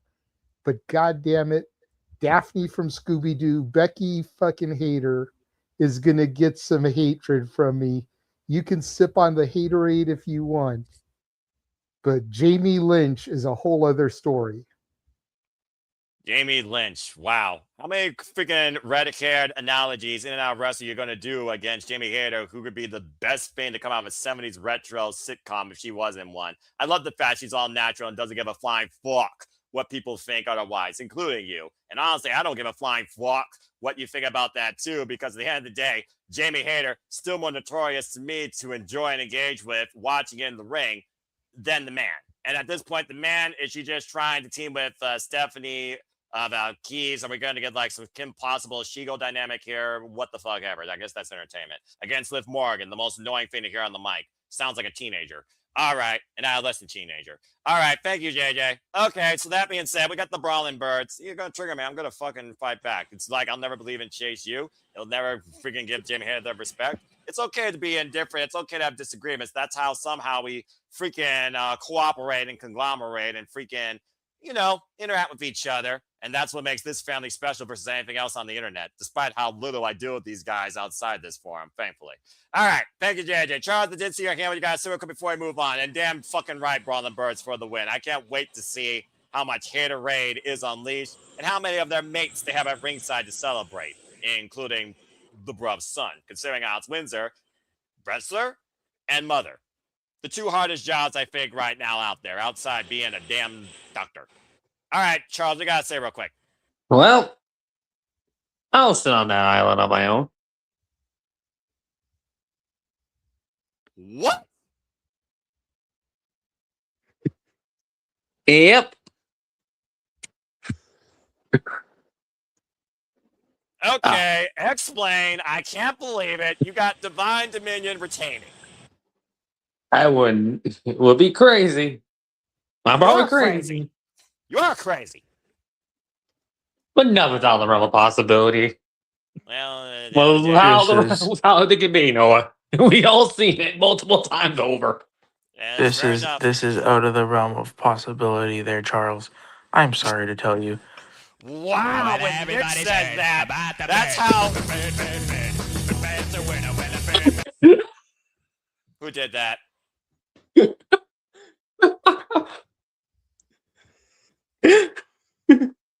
Ash! That was not Wow. my doing. My hands were tied. I was Yeah, eating yeah, my non fucking copyright. I'm boy. gonna fucking delete that, you son of a bitch. No, you know who did it before you asked that question. I was trying to get in the benefit of the doubt, but I should have known better by the freaking filibustering pop culture loving level buffoon. Hey, JJ, maybe you should have Peter Griffin sing it, "Bird is the word," while you're at it. You do that, I'm removing you off this screen despite the fact that we at it, because fuck Family Guy. That's one of the things wrong with America. Much like American Dad, you're gonna give me a whole different stuff. Get back to wrestling and fucking get away from the damn songs of the bygone era. Girl, back to your crazy ass point where you're getting a better possibility of an STD than Divine Dominion returning. I have a better chance. I have a better chance of winning the Canadian lottery and the Powerball in the same year than Jamie Hayter and Alex Windsor losing this match. Okay, first off, how big is that lottery versus America? That's a whole different conversation. Charles, finish your thought. Fucking hell. I can't. I'm trying to, but I was not prepared for "Bird is the word" until out of nowhere, and then I almost get him. Fucking idiots. Brian Center. That threw me off. Charles got broke. Great job. All right. With that being said, it's 6 in favor of the Birds, and 1 picked Divine Dominion, and the rest of the world could give a flying fuck what Charles thinks, because I'm pretty sure he literally will be the only one person in this world outside the champions about freaking retaining. Okay. Bloody hell. And fuck JJ for doing that, and also freaking ruining my freaking psyche. Damn freaking bygone song. You're better off playing the Beatles. At least it's more freaking concurrent with where the fucking at, or freaking Oasis. Speaking of which, as I try and bring things back on track, it was the beginning for the first time, folks. For absolutely, I'm at the end of the madness because I moderate the gaggle of fools. That being said, let's go ahead and talk about Nigel McGuinness trying to take the Continental Cup and the Continental Championship from Jon Moxley. For those that don't know, this is how truly defines what professional wrestling is at the root. One-on-one action, no seconds at ringside, and truly it comes down to who out-wrestles the other. Jon Moxley, of course, who has been the Continental Champion now since last year's Continental Classic, this new summer tradition that has been brought forward by AEW now, called the Continental Cup, testing Jon Moxley right now, where he is literally basically been vacated of the title. It is held in abeyance until he actually wins this. And we right now, by the way, folks, in case you're tuning in, all I have left is our semi-main and main after this. And again, the reason I saved all these, Brits and moments. And honestly, they're the biggest 4 matches on this card outside that triple threat. Just saying. That being said, Nigel McGuinness, who was last time here in jolly old England, challenged Zack Sabre Jr. for the IWGP World Heavyweight Championship. Previous challenger, Lee Moriarty, for our Pure Championship, wants to achieve a dream of a young boy, bringing it home to England for the first time ever. So does Nigel McGuinness shock the world? And do we finally see somebody get the better of the Death Rider and remove him, much like this graphic, his grip for the Continental title and win the first ever Continental Cup? I just want to point out before y'all think this is unanimous and simple, Dustin Rhodes won the TNT title last year on All In, and he's from Texas. Nigel is from England. Put that in perspective.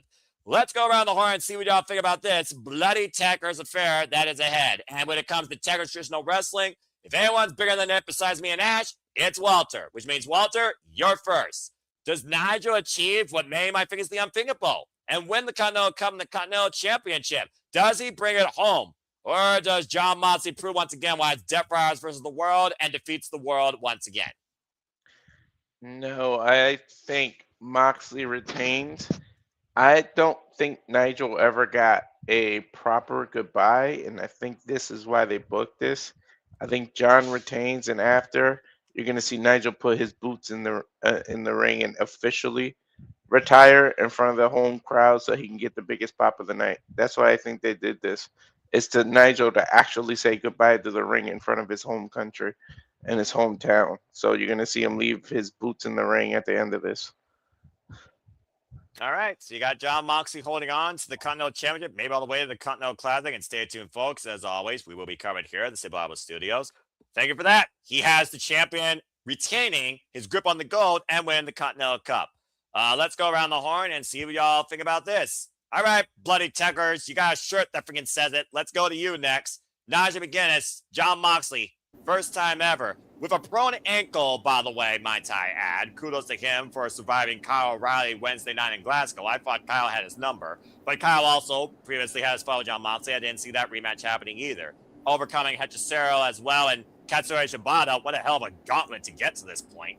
Do you think that Walter is on point with this? Is this Nigel McGuinness' swan song or one last big moment and accomplishment? If I speak, I will be in trouble. What does that mean? You know what I mean. All right. But no, in all seriousness, I think Moxley's retaining. I don't see him losing that title until the Continental Classic, and this is going to be a good match. And if this is Nigel's last match, what a match to go out on. Right. All right. That being said, you want to hear more of that actual take? Stay tuned for her coverage and watch along and analysis. Remember, she's color. I'm play-by-play. I'm worried. Thank you, Ash. Nick, let's go to you next because it sounds like you're about to hit your deadline, considering where you're at, and also fatigue is a real factor. So go ahead and send your piece towards Jon Moxley's Continental Cup chances and Nigel McGuinness' chances of winning this championship. Yeah. For me, it's 1 a.m. in the morning here on the East Coast, so it's about past my bedtime. Fair. I respect that. I'm gonna say there's too many. There's gonna be too many new champions being crowned, so we need some retainers. I got Moxley retaining here. And I'm gonna just really quickly.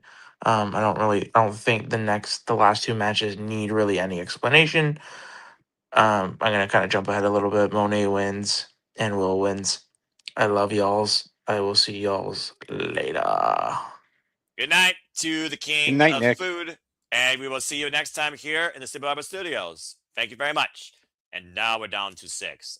Some people, they can't handle that insomnia or they just need that rest. And again, considering his commute to work and what time he needs to do it, I got nothing but respect. All right, thank you, Nick. And that being said, he's got Jon Moxley retaining as well. All right, that being said, Dave, what do you think about this? Now, McGuinness, former Ring of Honor world champion, pure champion, was in like a 12-year abeyance away from wrestling due to how much damage was done to his body and to his mind and the business that took more from him than what he was putting into what he loved. And ironically enough, when did Nigel come back to pro wrestling? Right here in jolly old England in Wembley Stadium during the Casino Gauntlet, just saying. And here we are at its next inception, and people might be calling it his career conclusion. Do you agree with that sentiment? Walter had a great point because really, if you think about it, he got this far because this was going to be his swan song. They mentioned how he had only like 6 matches this year. When he was wrestling with his bum leg, the last match, and that one guy had 6 matches in 1 week. I kind of think this is going to be a great match to go out on. He's facing Moxley, who's really still at the top of his game. He's not going to, and he's definitely winning. He's going to carry it, I believe, like Ash said, until the Classic. Because it's like Moxley usually has the title on his shoulder too, since he's been around. So, but Nigel will have a great showing, and he'll go back to commentating. All right, fair enough. I'm a little bit torn because, again, Wembley Stadium is the biggest show. It is his home. And I do wonder how many moments outweigh one another? How many do you need for one show, your biggest show? Is it truly a night of all the Brits? To the point made earlier, we just crowned the Brawling Birds as brand new AEW Women's Tag Team Champions, except for one person. And here we are with another Brit. And again, Will Ospreay, Nigel McGuinness, they had that unique sit down, looking at one another, figured about, can they do this? And the only way you're going to be able to overcome your own mindset if you already think that you have won, which encouraged Will Ospreay. Will Ospreay, of course, encouraged by Nigel McGuinness, Frosty Tips aside, former spearhead of Ring of Honor and PWG for that matter.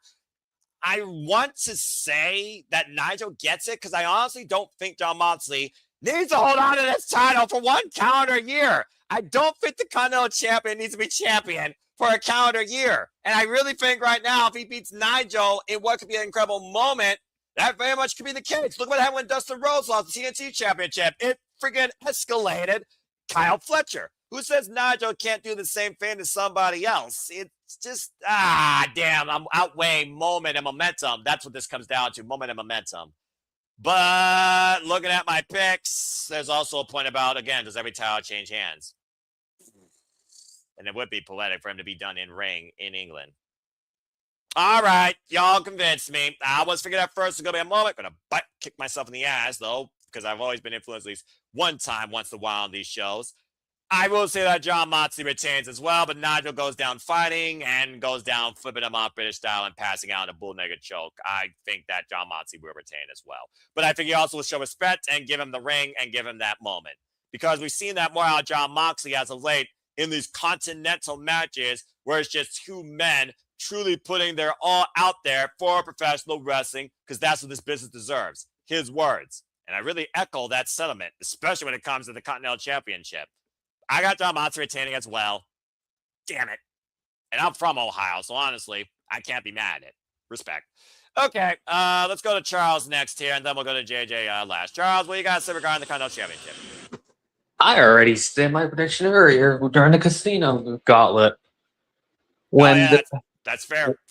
When I said the placement of the order, if this match is before the casino gauntlet, I'm going with Nigel to win the match.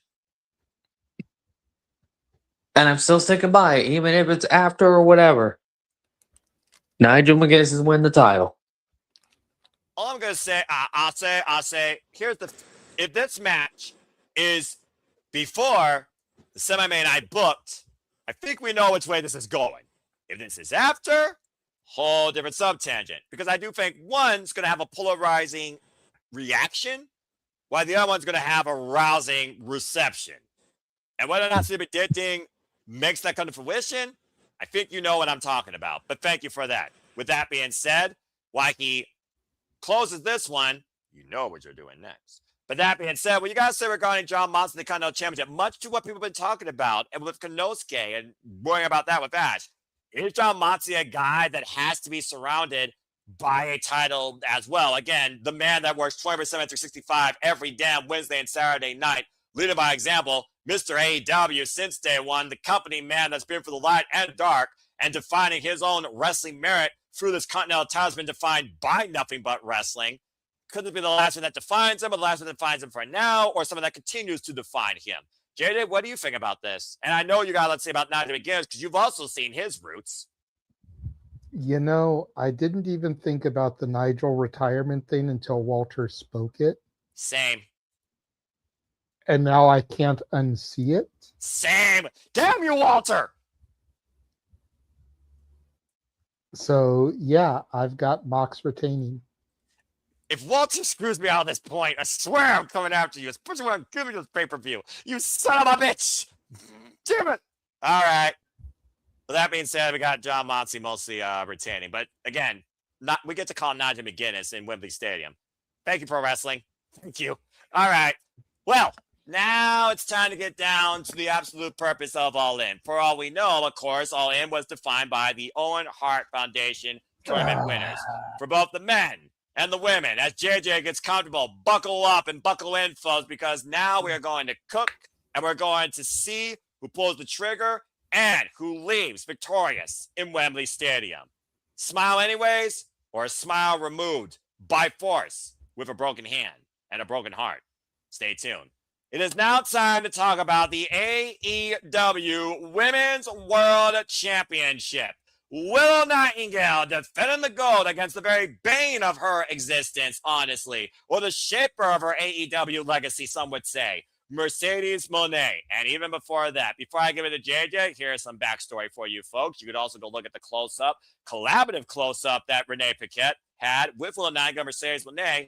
Very telling when it comes to the stoic, absolute disgust demeanor of Monet, seeing how much Willow has been defined by her career and has really shaped her and also has been there for her greatest losses. Blames Willow for the fact that literally when she got injured at Walter Premier for the Inter Strong Women's Championship, she just smiled over her and freaking risked her career being over. When big business was fought forward, it was Willow Nightingale that Mercedes Moné ascended and used the expense of the TBS Championship until Willow took that all away from her at New Year's Smash. And now here we are with the one title that Mercedes Moné has been unable to capture. And of course, she's going all or nothing for the second year in a row after last year being defeated by timeless Toni Storm in her first ever loss in AEW.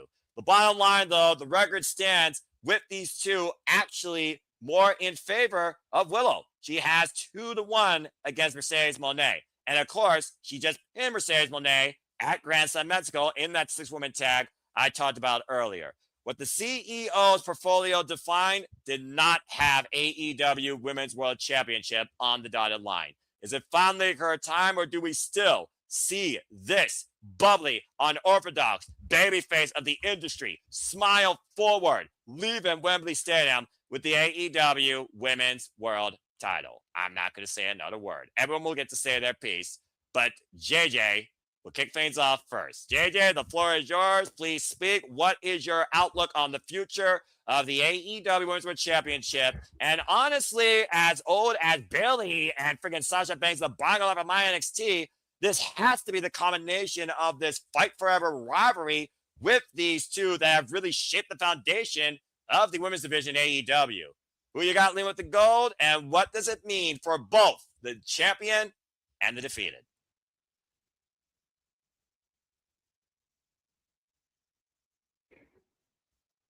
Okay. So everybody knows my stance on Mercedes Moné. Yes. I still personally, not professionally, not business-mindedly, personally feel she's not ready for it. And I say that because she hasn't lost everything yet. She may have lost all those other championships, but she didn't lose the Owen. She didn't hit rock bottom. She has not begun her redemption arc.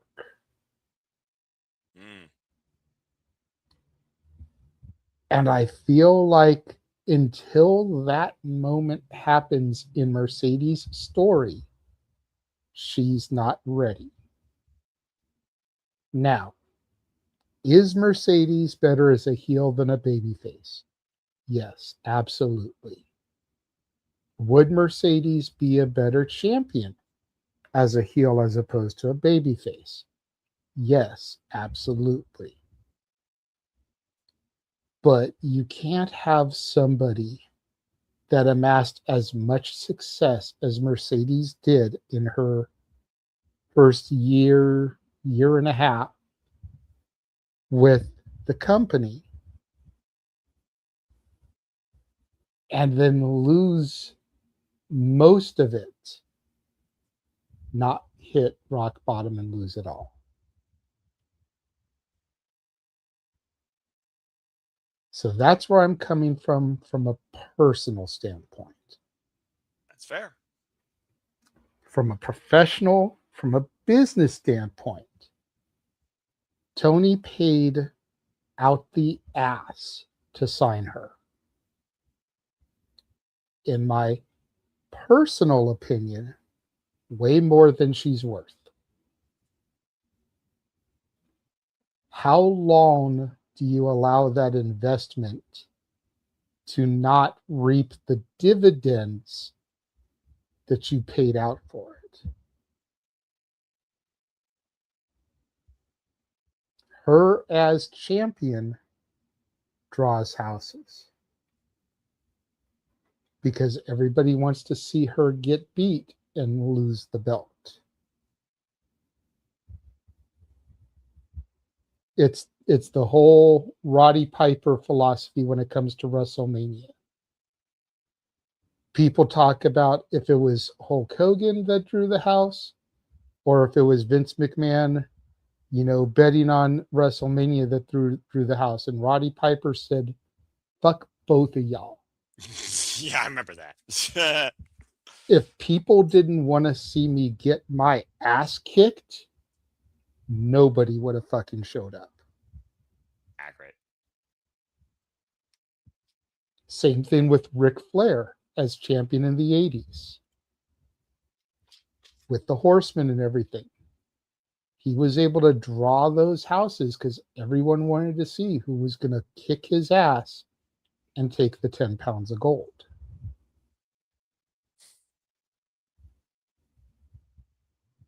So Mercedes as champion is going to help draw some houses, which from a business standpoint, AEW desperately needs.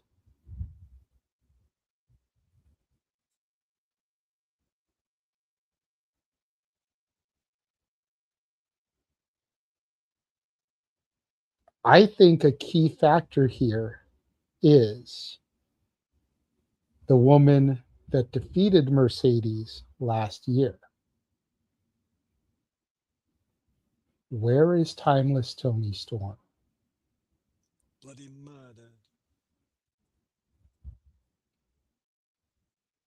What if she comes out and costs either woman the match? Ooh, a scarred starlet taking herself back into the spotlight. Huh. Think about it as Jade Cargill as Elimination Chamber. Everyone thought she was about to go for Liv Morgan, and she went after Naomi. What if everybody thinks that Tony is about to go after Mercedes, and she goes after Willow? That would be the most wild swerve yet. I get it, but still. I feel like as long as Tony isn't pregnant, this is where she makes her return. The very stage she took Monet's moment away and her undefeated streak.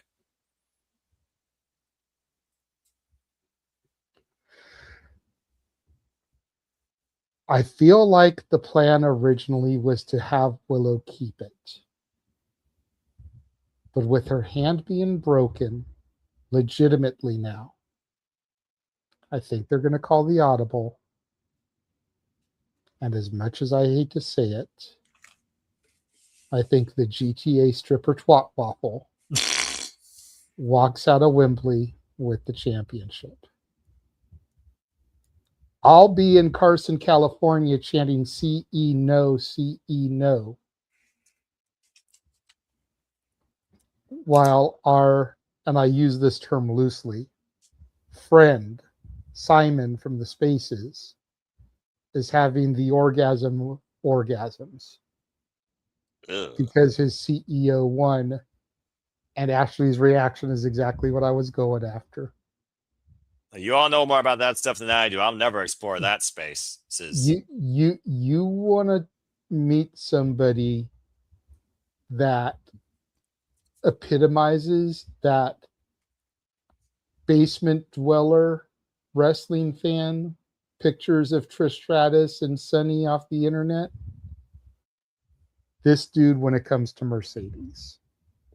Ash, stop me if I'm telling lies. And her expression says, no lies detected. And on that front, I'm simply going to say this. Get some sunlight. And thank you, JJ. Wow.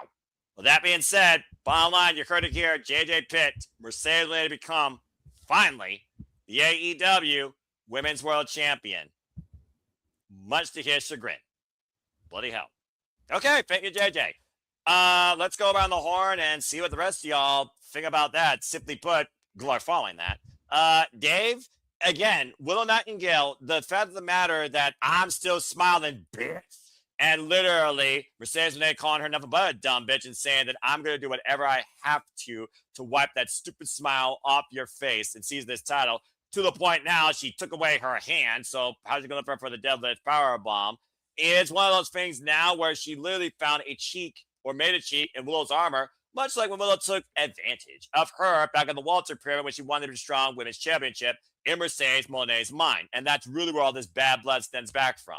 So with that in play, do you also think that Sunday belongs to Mercedes Moné? Thanks, Noah. I'm kind of towards JJ with a little bit of a twist at the end. I have Willow until the broken hand was reported.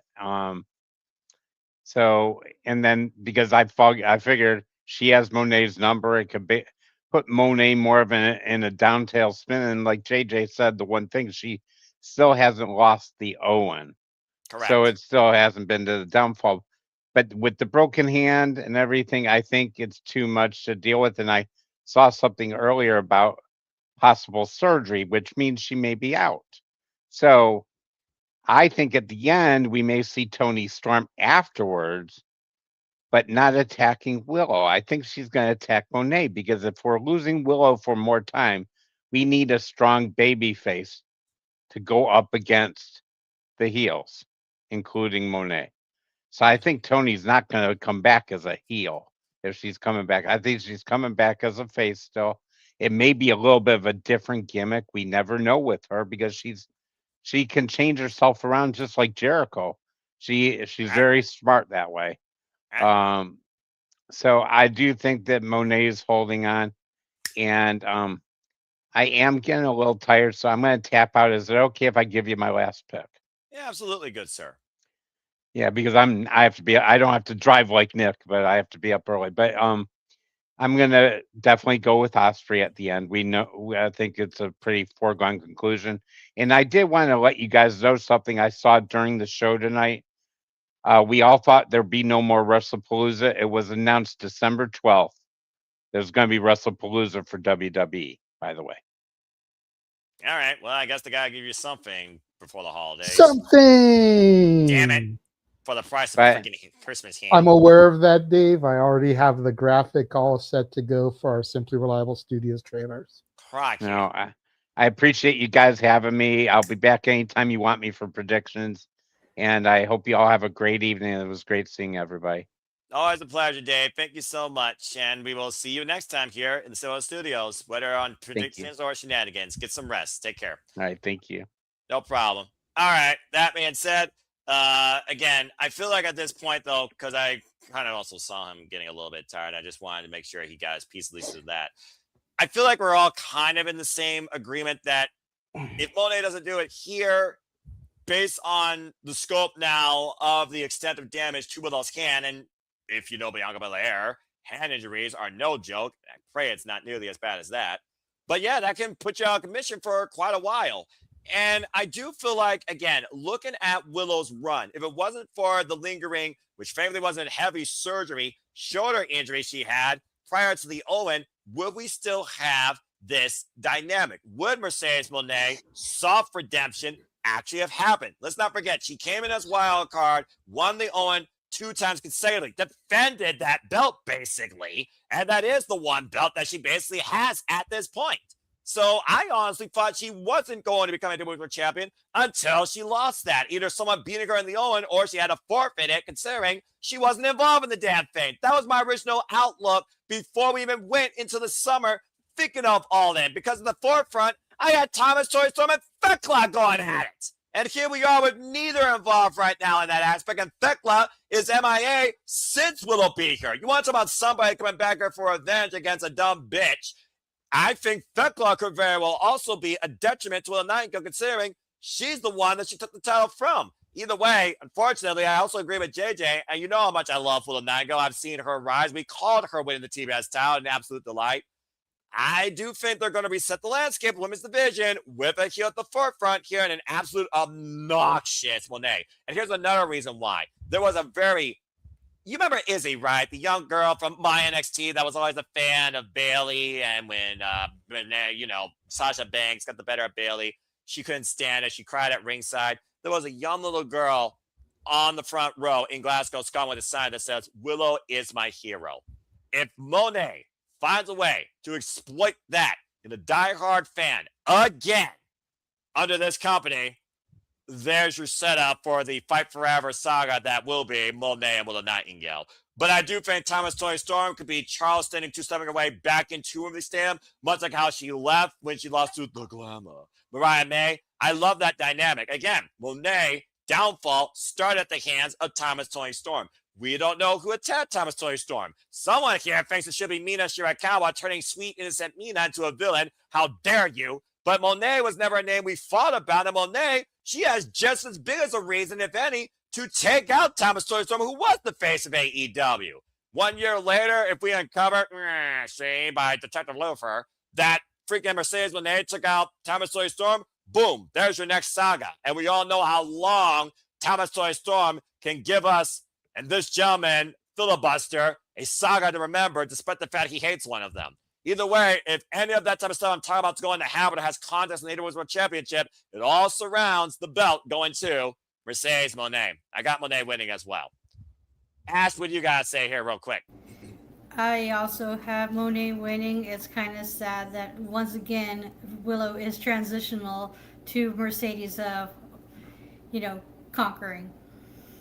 The start of Monet's rise and the rise again from the ashes. Freaking forever story, but the sad saga. Ugh. All right. Well, that's the only downside about this. Is just like it's what happened with the TBS title is going to happen with the AEW Women's title, and that's just it's quite the weird, crazy coincidence when you come to think of it, is it not? Well, Double or Nothing, their original biggest show, their genesis, Monet's Rise, AEW's biggest show of the year, Monet's Rise again to the highest of freaking heights. Yeah. And they'll be 2-2 against each other, regardless, in this outcome, if Monet wins.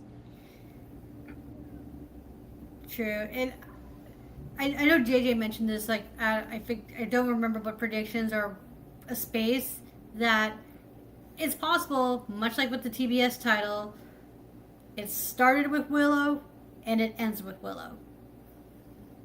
Sounds like Willow Nightingale is like the bridge for most women in that freaking roster. That's a fair point. Crazy. Goes to show how invaluable Willow Nightingale is. But again, we all love Willow. Good luck. Even with a broken hand, I would love to be fucking wrong about this. Just to see Monet go apoplectic and Thomas Toni Storm come to Willow's aid. Yeah, broken hand. Does she have to lose it? I'm just saying. But yeah, it just seems like one of those things that you kind of got to go with. All right. Thank you very much. I think we got a fair amount of people that speak their piece on this without copying anybody else. Charles, you better have something different to say, or you better be on of your own, picking Willow to win. What is it? Wow. Well, first of all, I do agree. Mercedes is winning this title. It's because one, why the hell would you have her win twice over in the women's side if the winner doesn't even win the damn title at the event? 2 years in a row, if Mercedes Monet loses, to your point, and she would be, I think, right now, the only woman right now on the losing end of that. And it'd be kind of ridiculous. So Mercedes has to win this. Even if Willow didn't have a broken hand, I still think Mercedes should win anyway. Because otherwise, what's the point? The men's term is more successful at times. Fans of the other. Well, considering last time we were here in Wembley, we had the biggest moment in Bryan Danielson's career. His own words. That's a fair shout. All Yep. right. All right. Thank you for that. Walter, anything you want to add in conclusion to JJ, of course, who has the same mind as you? No, I'm good. You guys pretty much said it all. I think it's all about the broken hand and Mercedes wins. All right. And then JJ, you all good, man? I did see your hand, though. I wasn't sure because you're rubbing your side ahead. No. I had a thought because you know me and the way my brain works. Of course. I want to take you back, Noah, to a moment that we had together in the other company. All In is looked at as AEW's WrestleMania. Yes. WrestleMania 40. Yes. What happened in that main event? The story was finished. But let's get bigger than that. Was it just Cody and Roman one-on-one the whole match? No, it was a saga of history coming forward. So what if we get the Brawling Birds coming out here to help Mercedes? Or what if we then get or not Brawling Birds, excuse me, but Divine Dominion? Yes. What if we then get Stat and whoever Maya to come out here, Harley too, to come out and help Willow? You know, and we start building this whole structure, because I will forever remember you saying on that call, what is happening? And my response to you was what? Do you remember? The freaking Avengers coming together. The end The games. Avengers are assembling. Yeah, I remember that. Yeah. What if we have that type of moment in this match? I did mention how Monet tried to lobby the idea since Beach Break, Divine Monet. And if the Divine Dominion loses the Other Women's Tag Team Championships, what are they? Does Monet take advantage of that and invest in those assets? I see what you're doing. And then to my earlier point that I made when I made my prediction, the Undertaker spot is Timeless Tony. Yep. I see what you mean. The only difference here is, regardless how we're looking at this story still sounds like it has the villain winning in the end, because all roads lead to Monet right now, seizing the AEW Women's World Championship. But for someone like that to happen, this could be something they do in order to get around Willow's broken hand. That's true. In order to keep her with the belt. That's true. She didn't do it clean, which gives Mercedes the right to go full on, you know, debuting Chelsea Green and being the ultimate Karen about it all. That's true. To then potentially set up a rematch in Chicago, when Willow's hand would probably be more healed. Yeah. Depending on the extent. Yeah. I again, as long as it's not serious, I like that. I also think about just throwing out other names out there that are connected with Willow and Monet. Maya World, Athena and Monet still want to go on this 2-win power trip to take over AEW. Mercedes, Monet, and Athena, both victims of Timeless Tony Storm last year, back-to-back occasions, AEW Women's World Championship. There's a lot of longevity connections with the AEW Women's Division that could come into play. They might go all out in this match, where these two will go all in for the 4th damn time singles-wise. There's a lot to consider, but again, just look at the two at the forefront and wondering, do you do that now or do you do that later? Because again, this is the rise of the CEO. Do you just have the entire world take down the corporation at the end of the day?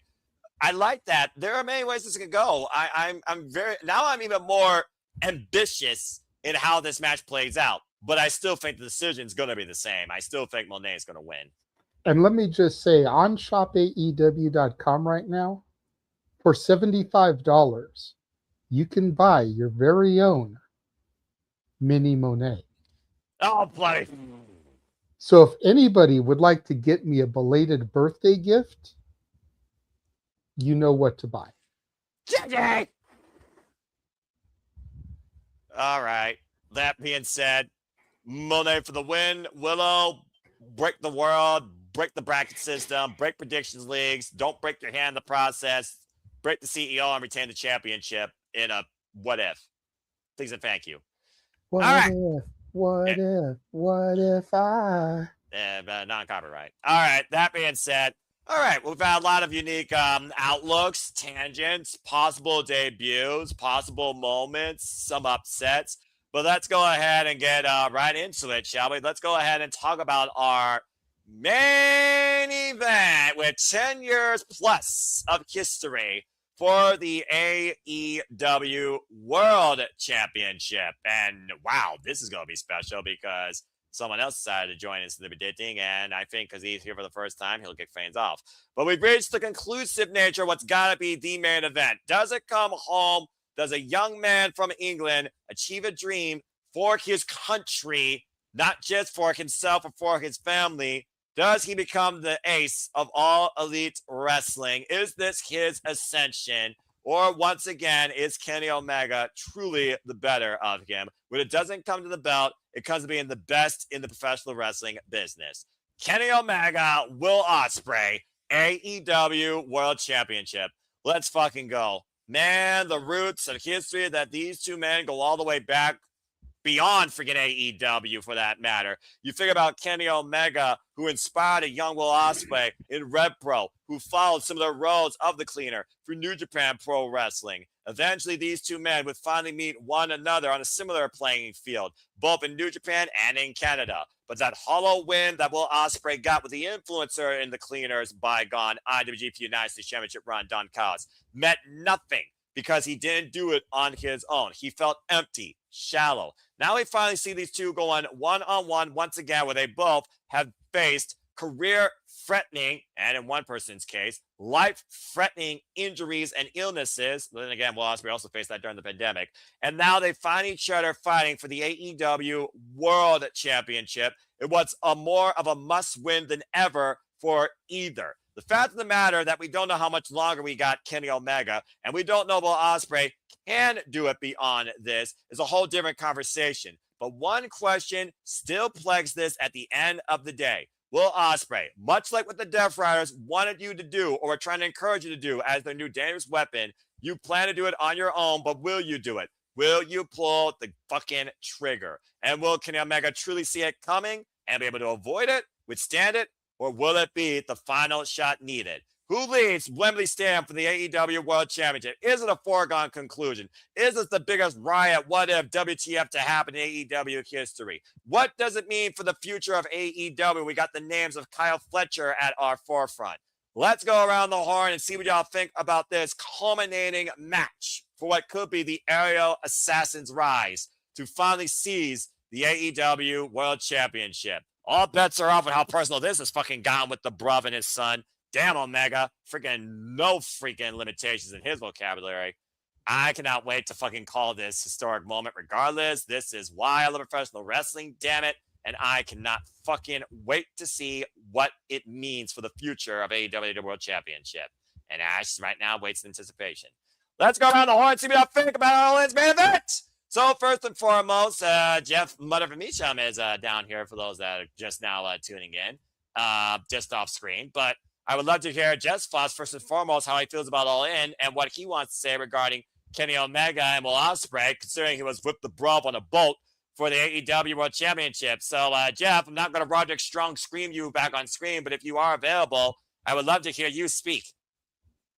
I'm only off screen because I'm trying to move around. I'm trying to find a hat also. Like I look like dog shit, so sorry about that in advance. Oh, you're good, brother. I'm glad to have you here. Welcome to Sleepy Ditting. It's been a while. It's always good to be had, as JJ would say, or something like that. So good to be seen. Yeah, good to be seen. You can't see me. I am literally my buddy John Cena tonight.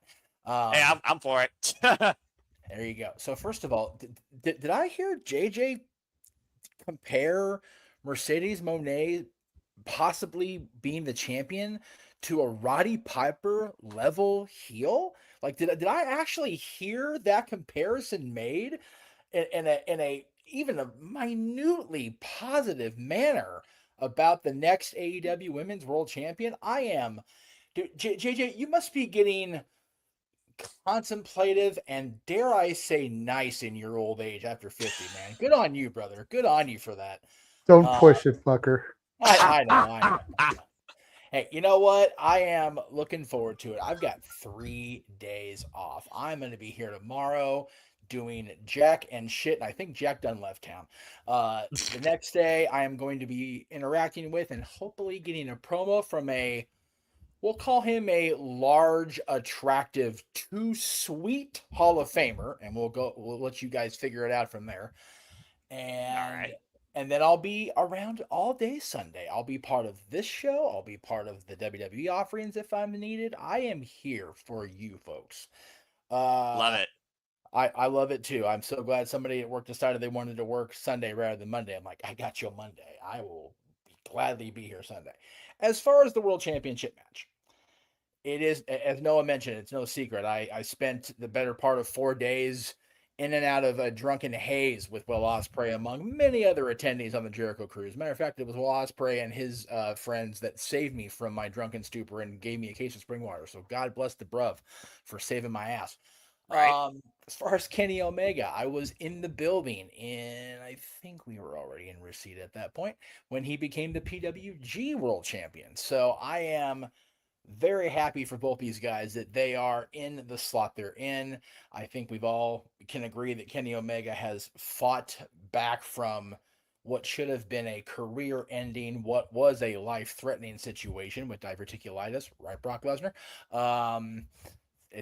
Diverticulitis is fucked up. I unfortunately know far too many people that have had to deal with this shit. So, that is what it is. And Will Ospreay has battled back from, damn near $500,000 neck fusion surgery that has, saved his career, lengthened his career, saved his life. And whatever else you think of Tony Khan, they paid for that in full. So God bless the Khans for doing things like that. Come football season, I'm back to it's the fucking Jaguars. Sorry, guys. I am so looking forward to this. I'm looking forward to the whole show. Now that I know I can be home to watch it, and hopefully be part of the call not part of the call because you've already got 4 people on the call. I will gladly be button boy though. I am here for you on that one. Oh, please be button boy. Me, Ash, and Walter, we got the play-by-play and the cut analysis covered for you, bruv. Well, I've got my in the control room graphic ready to go. It'll be better than this, what you see here. Anyway, fair enough. The match itself, you're right, Noah. We've seen this before. We've seen the shenanigans play a part in the match before. We've seen both guys get what were ultimately unfulfilling, inconclusive victories. And you have to believe, at least I want to believe in my heart of hearts. I can't believe it in my soul because, ginger is what it is. But in my heart, I believe they're going to have a definitive conclusion. And I really want it. If it couldn't be Davey Boy Smith, who did win the big one in his native land, but it was the Intercontinental, not the world title. That's right. If it couldn't be William Regal, which is still a crime against wrestling nature, he was never a world champion, then it has to be Will Ospreay here. You're right. We don't know how much longer we're going to have Kenny Omega. Kenny Omega himself has admitted as much, but Will Ospreay had a surgery that was intended to extend his career, however long it's going to be. Right. And I believe that his career is going to continue after Sunday, and he'll wake up Monday morning in his homeland with that beautiful, however many pounds of gold at his bedside, along with Alex Windsor, because, that's a thing. Here for Will. My prediction is Will. No doubt about it. All right. Thank you very much, Jeff. We got the bruv. And again, I also want to point this out before I go to Walter next. Last time we were here in Wembley Stadium regarding All In, regarding the Owen Hart Foundation tournament winner, it was Bryan Danielson that won the Owen and went on to win the World Championship against Swerve Strickland, who main evented, of course, for the first time here in Wembley. When it comes to All In, particularly as of late, whether here in London or, of course, in Texas, we have now seen the AEW World Championship change hands the last 2 calendar years consecutively for the Owen Hart Foundation tournament winner under the most extreme circumstances. and the most dangerous of opponents. I don't think it gets more dangerous than two men that don't give a damn about their own well-being when it comes to proving who is truly the better man inside that fucking ring. No, and you mentioned the last time we were at Wembley, it was Bryan winning. That is still in my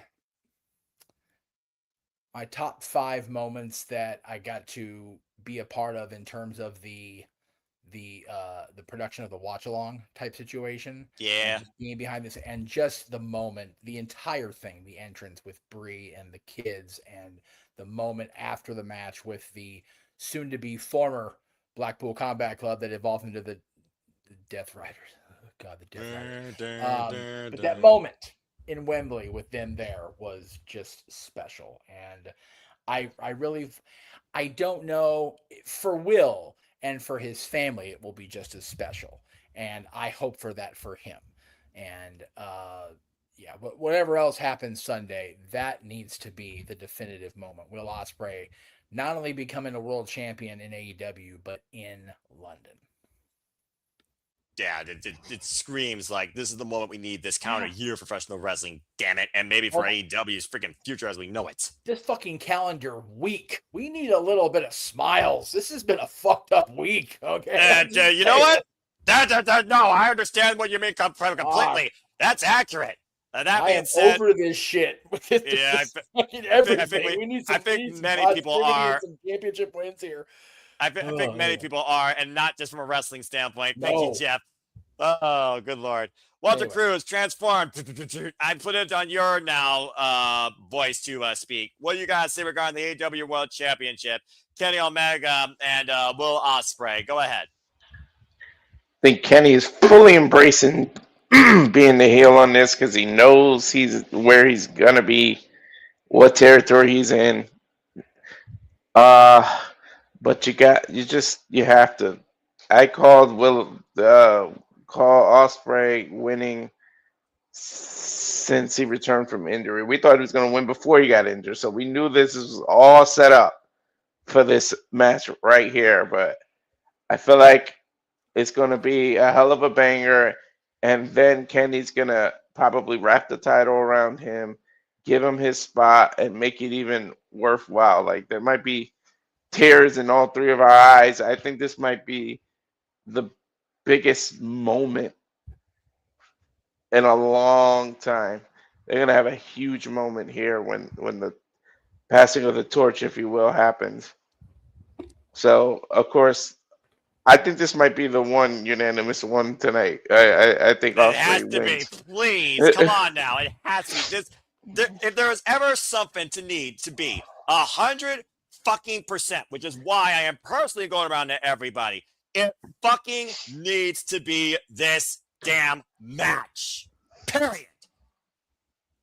That being said, let's go ahead and move on to Charles now, who's already been surprising us. That's 2 for the bruv. And fuck it, I'll just say it because I'll preach all night about it. 3 for the bruv.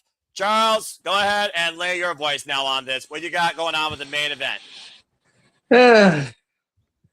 What could I say right now? Turn this week on his head. I'm torn on this match, literally. I don't know. Yep. I've been torn the moment ever since Kenny turned at Ospreay. On one hand, predictability. We all was here to expect Ospreay to win.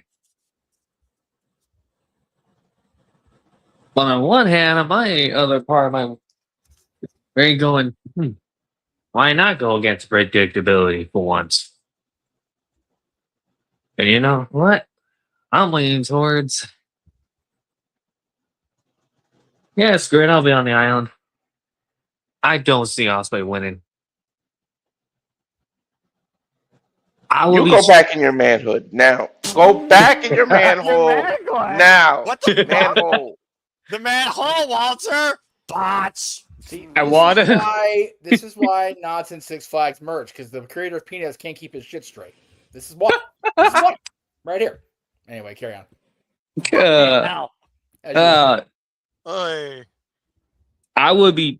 I I want Ospreay to win, but I'll be shocked if TK doesn't go the predictable route. I will be shocked.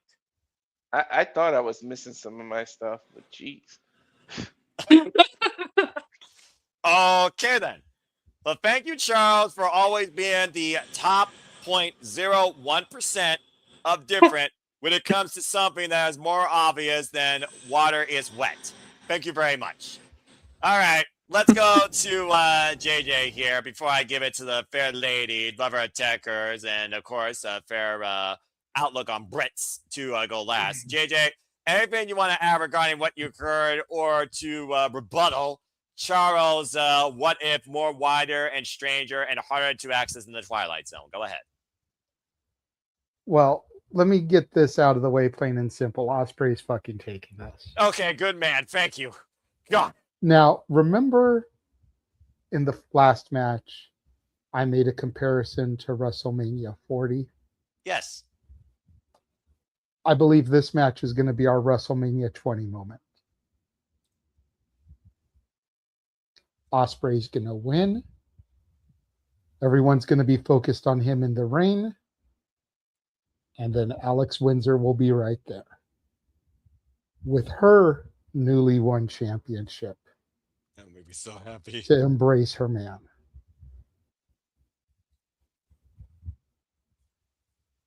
And the confetti falls, and their son Harry comes into the ring with them. Okay. Short, sweet, simple, and to the point. Jeff comes on screen doing his best JJ impression, boo-hooing like a motherfucker. Accurate. Had to get him there, didn't you? Hey, you know what? I'm going to be somewhere else and unable to do it. So, yeah, someone's got to be that person. And I know you're too stoic to do it, Noah. You damn fucking right. And if Ash cries, no disrespect. Oh, I'm but not going to cry if Ospreay wins. Hell no, I don't care for Ospreay. I'm just saying, if she were, people would be like, "Oh, well, she's a chick. Of course, she's emotional." You know, it's like, but for me or for Jeff or for you to cry, people will be like, "Oh man, that's a moment." It takes. I mean, shit. Let's not forget how emotional I got when we fucking heard the opening strains of Final Countdown for the first time at Forbidden Door. 2023. I still remember it to this day. The same year that Kenny Omega lost to Ospreay, thanks to Don Callis. I get it, but yeah. And again, there are very, very, very, very, very, very few things that draw a literal, keyword literal, tear to my eye. And the last thing that actually did it, I think, was watching Rebel Tania's fight against ALS in her last little tidbit, because the strength that woman is demonstrating outweighs anything right now in professional wrestling. God bless her. With a tear in my eye. And Dada Bringer D&D doing her makeup, as of course she went from wrestling to being a makeup artist. Again, folks, stay tuned. Well, God knows she can't get booked on any episodes of Dynamite or Collision. Yeah, that's a whole different conversation. Don't get me started there. Again, we're trying to keep this in a better light. But that being said, again, folks, stay tuned for our coverage, by the way, of that special edition of Dynamite, Rebel Heart, supporting research for ALS. Of course, you can learn more about that at imals.org, and show your love and support today to Rebel Heart's fight in this for others to not suffer the same way by buying the Rebel Heart shirt and merch. All proceeds go to ALS Research. You can get those today via her social medias or at shopaw.com. All right. That being said, thank you, JJ. Certainly last but not least, and actually that's the reason why I picked her, because, again, there's a reason the Simple Session, there's so much the Simple Man and the Bat know about each other. So, it's not Cody Rhodes, but damn sure they're going to get a similar reaction. Hi, Ash. You close things out. What's your thoughts regarding the AEW World Championship main event scene, the what-ifs to come, the cause and effect, the winner that leaves, the moment, the sweet victory, and the aftermath? The floor is yours to close things out. So, I am so torn on this match, because on the one hand, it's like, we don't know how much time Omega has left. Exactly. And I want to see him pull that title for as long as he can. Although, let's be real, Omega doesn't really need the title, which seems to be like a theme for me this yeah, I noticed the predictions. I've noticed. Yeah, and then but on the other hand, it's just like, all roads lead to Ospreay. They've been building him up and building him. And it's got to the point where if he doesn't get crowned in his hometown, when would this company be able to reheat Ospreay so that way when they do pull the trigger on him and he becomes AEW champion and it doesn't take place at All In, people are not going to be like, oh, the moment's passed already. This is like too little too late. And it's just like, although it's predictable that Ospreay is going to win. However, we've known sometimes what's likely to happen doesn't always happen with AEW's booking. Yeah. And for me, I'm going to be real with you. The last time Omega went up against a Brit and I went against Omega, it did not end well for me. I don't give a toss what y'all wankers say. I'm picking Omega. I'd rather, for me personally, I'd rather see Omega with that title than Ospreay because I don't think Ospreay's done enough. To me, for me anyway. Wow. Yeah. So, okay then. I will say this though: if Ospreay does win, I'm not going to be opposed to it. I'll be like, yeah, that's the right call. I mean, coming back from a life-defining double fusion neck surgery, surviving the Owen against Troy Strickland, a man he hasn't beaten for a decade, risking his own immortality against the Death Riders to become more fine-tuned and better, and pretty much right now at odds end with his own freaking student in Kyle Newman that is leading and literally changing the outlook of his faction, United Empire, and you still think he hasn't done enough. Yeah. Funny how you mentioned Caleb Newman. Do you think there's a possibility he might get involved in the match? Oh, shit. I didn't even think about that. Because he is at that Rev Pro show the night prior. I'm just saying. And it could build towards the Newman versus Ospreay feud. And that does not need the AEW title. So it gives Ospreay something to do if, Omega does retain. It's not out of the realm of possibility, considering, again, Will Ospreay prides himself so much in bringing professional wrestling to promise, especially in the UK. His family has so many connections, of course, in the UK. He's a producer in Pro Wrestling Eve. He's been a foundation of RevPro. Literally, when the freaking pandemic almost destroyed the UK independent wrestling scene, Will Ospreay was there to keep the pieces that were left and pick up from where they left off, and still does to this day. So I would definitely not rule that out. In fact, considering we've already seen how much United Empire has been going up to bat with Hanare and Francisco Akira for Will Ospreay against Don Callis, who's been trying to take him out since the get-go. And with Don Callis saying that you owe me for all your freaking glory. You owe me for the fact you are and win, but you owe me blah, blah, blah, blah, blah, blah, blah. I would not rule out the good United Empire that supports Will Ospreay still, escorting him in full suits in his entrance. Much like how Kyle Newman wanted Will Ospreay to do that with him at Sakura Genesis when Kyle Newman won the IWGP Heavyweight Championship. I wouldn't rule it out. At the end of the day, Will Ospreay's not just fighting for a country, he's fighting for his livelihood in pro wrestling, the livelihood that he's built in New Japan with the United Empire, and the livelihood that he wants to further elevate in AEW. It's crazy to think about how much the world right now is on Will Ospreay's shoulders for professional wrestling. And AEW is at the forefront of it, period. But I love the passion. I love the outlook. And again, everything is possible. Nothing is absolutely 100%. Keyword 100% undisputed. So I appreciate that polarizing tangent. So I guess Charles is not alone. Thank you, Ash. All right. Well, that being said, Charles, I did see your hammer clip, but you got to say it real quick before we maybe start wrapping things up. I like how when I said my reason, it was a hell of a lot different compared to Ash's reason over here. Like completely 180. Yeah, no kidding. I personally don't see that with Ospreay whatsoever, but I'm crazy.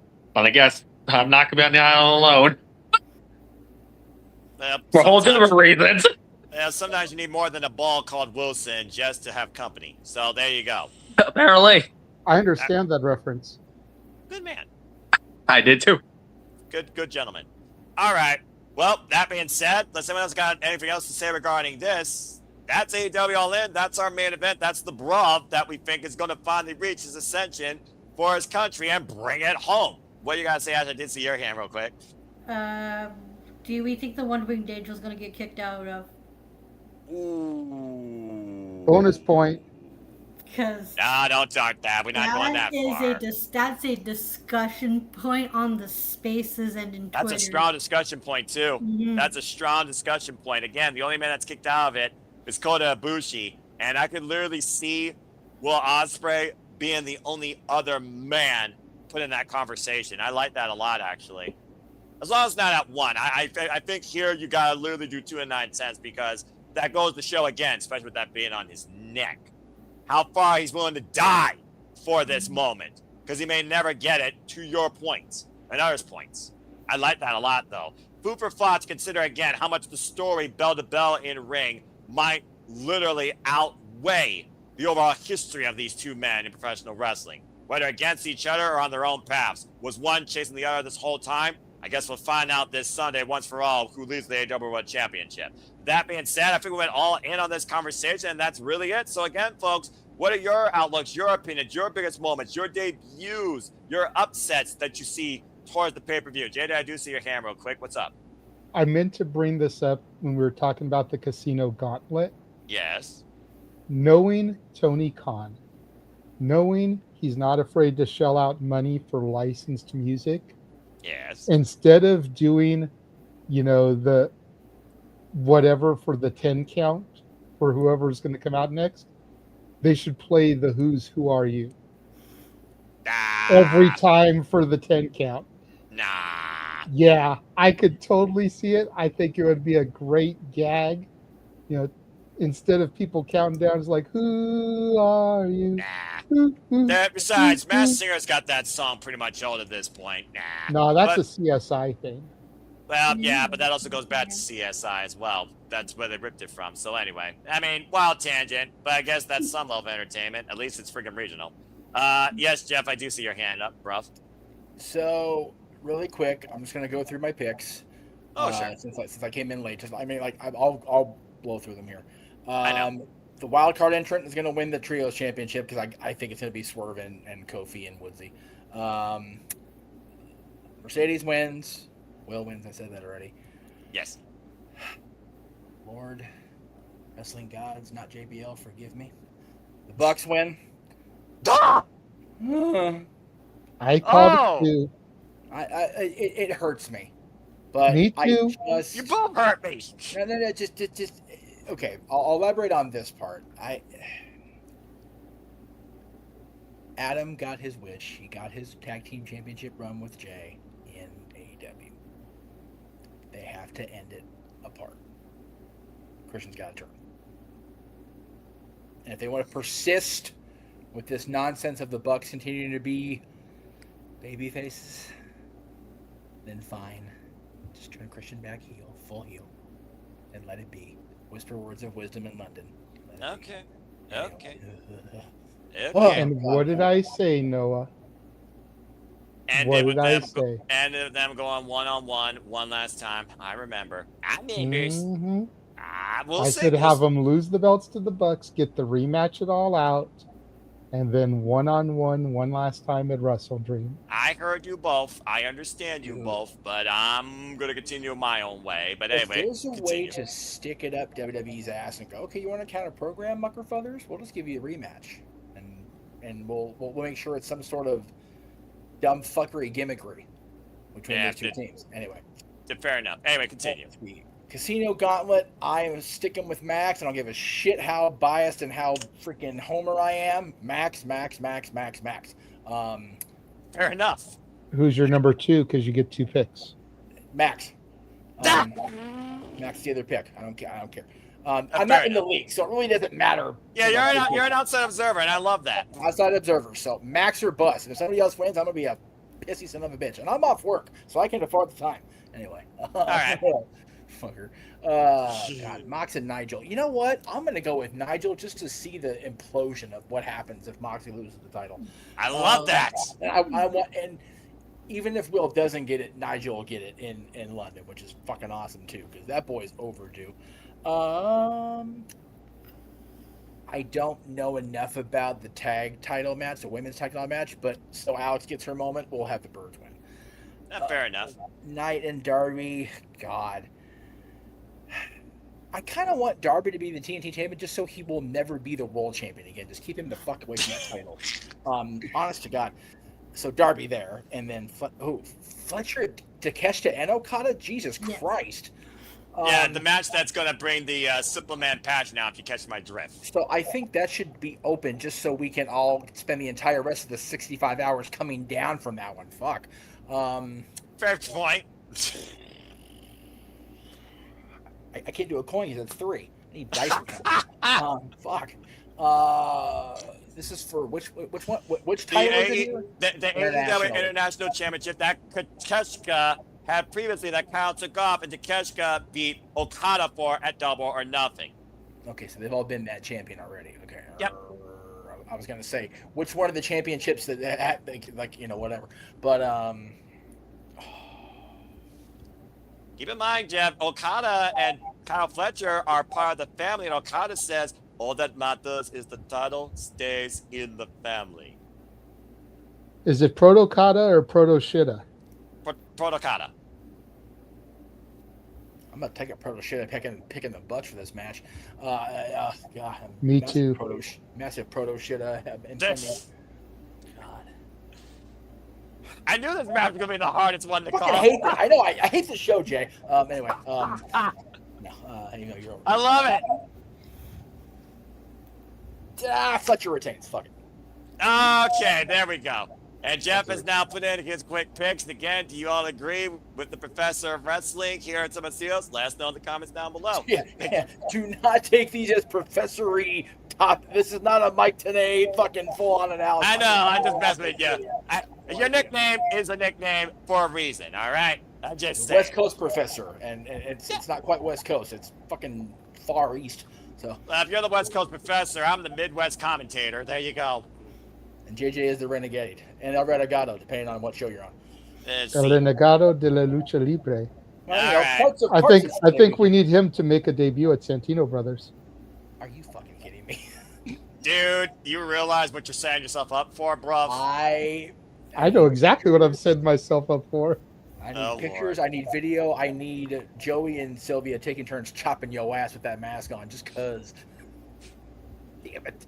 And I need all of you, if you haven't already, to follow us here at SRCOS24 to continue to be part of the conversation with the simply predicting interviews, shenanigans, and our live watch from reactions, including All In. So again, we went All In tonight on our predictions. Again, subject to change, much like y'all's thoughts can as well. They're not due until 12:45 p.m. Eastern Standard Time Sunday afternoon. We will be going live about that time, unless people choose to cover the buy-in, because I will not be home. I will be, of course, dealing with other priorities. But I will be here, of course, bringing forward that passion with Walter Cruz and Ash on the call with me, 1 p.m. Eastern Standard Time Sunday. Stay tuned for it. Again, if you haven't bought the preview already, here are the outlets and how you can get it. Go ahead, first today, if you are a fan of professional wrestling or want a different outlook that will be worth your money and time, even if you don't watch it all at one point. This is the mecca of All Elite Wrestling. You will not be disappointed come Sunday afternoon, not Sunday night. But that being said, let's go ahead and bid these fine people, these fine near 200 of you, God bless you, a fine adieu. Let's go around the horn and do some shills. First and foremost, Ash, we're going All In Sunday. I cannot wait to do it with you. Let's go ahead and tell where the people can find and engage with you. You can find me on X, the app formerly known as Twitter, at ShadowBadAsh, occasionally talking, mostly listening in on the spaces, and subscribe to my YouTube channel at Batty for Wrestling. Don't be a goddamn dickhead. Goddamn dickhead, wow. Man, she went with the dick. She went that far with the dickhead. What the hell? Well, this is unique. I mean, I don't think she even watches All Elite Wrestling, but okay, No. I guess. She messaged me to ask if she could come in and promote something. So I told her that I would send her the link when it came to the shows. All right, very good. I'm fine with that, absolutely. So that being said, we got our own other side, the other queen of the SRS down here at the bottom. Again, Lily, if you're still awake, you still owe me a match Wheel of Fortune. If you want to try and beat me, good luck. Anyway, For those that don't know, that is Datilla down at the bottom. So I will now shush and let Datilla take the floor. Good to see you. Good to hear you. Please speak now what you wish to promote. If you are at the mic. Otherwise, I will jeopardy 3-second you, and we will move back on to something later. Can you hear me? Yeah, yes, go ahead, Datilla. I am on the mic. Okay, there we go. Please speak. On the mic. On the mic. Can you hear me? Yes, we can hear you. Okay. Okay. Sorry, I'm on my phone, so Oh. yeah. So as you guys know, it's Power Morphicon weekend.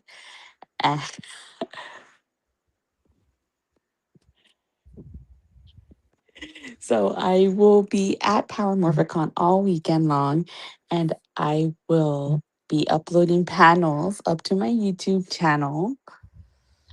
So make sure you guys like and subscribe so you guys can see the cool content that I'll be posting regarding Power Morphicon.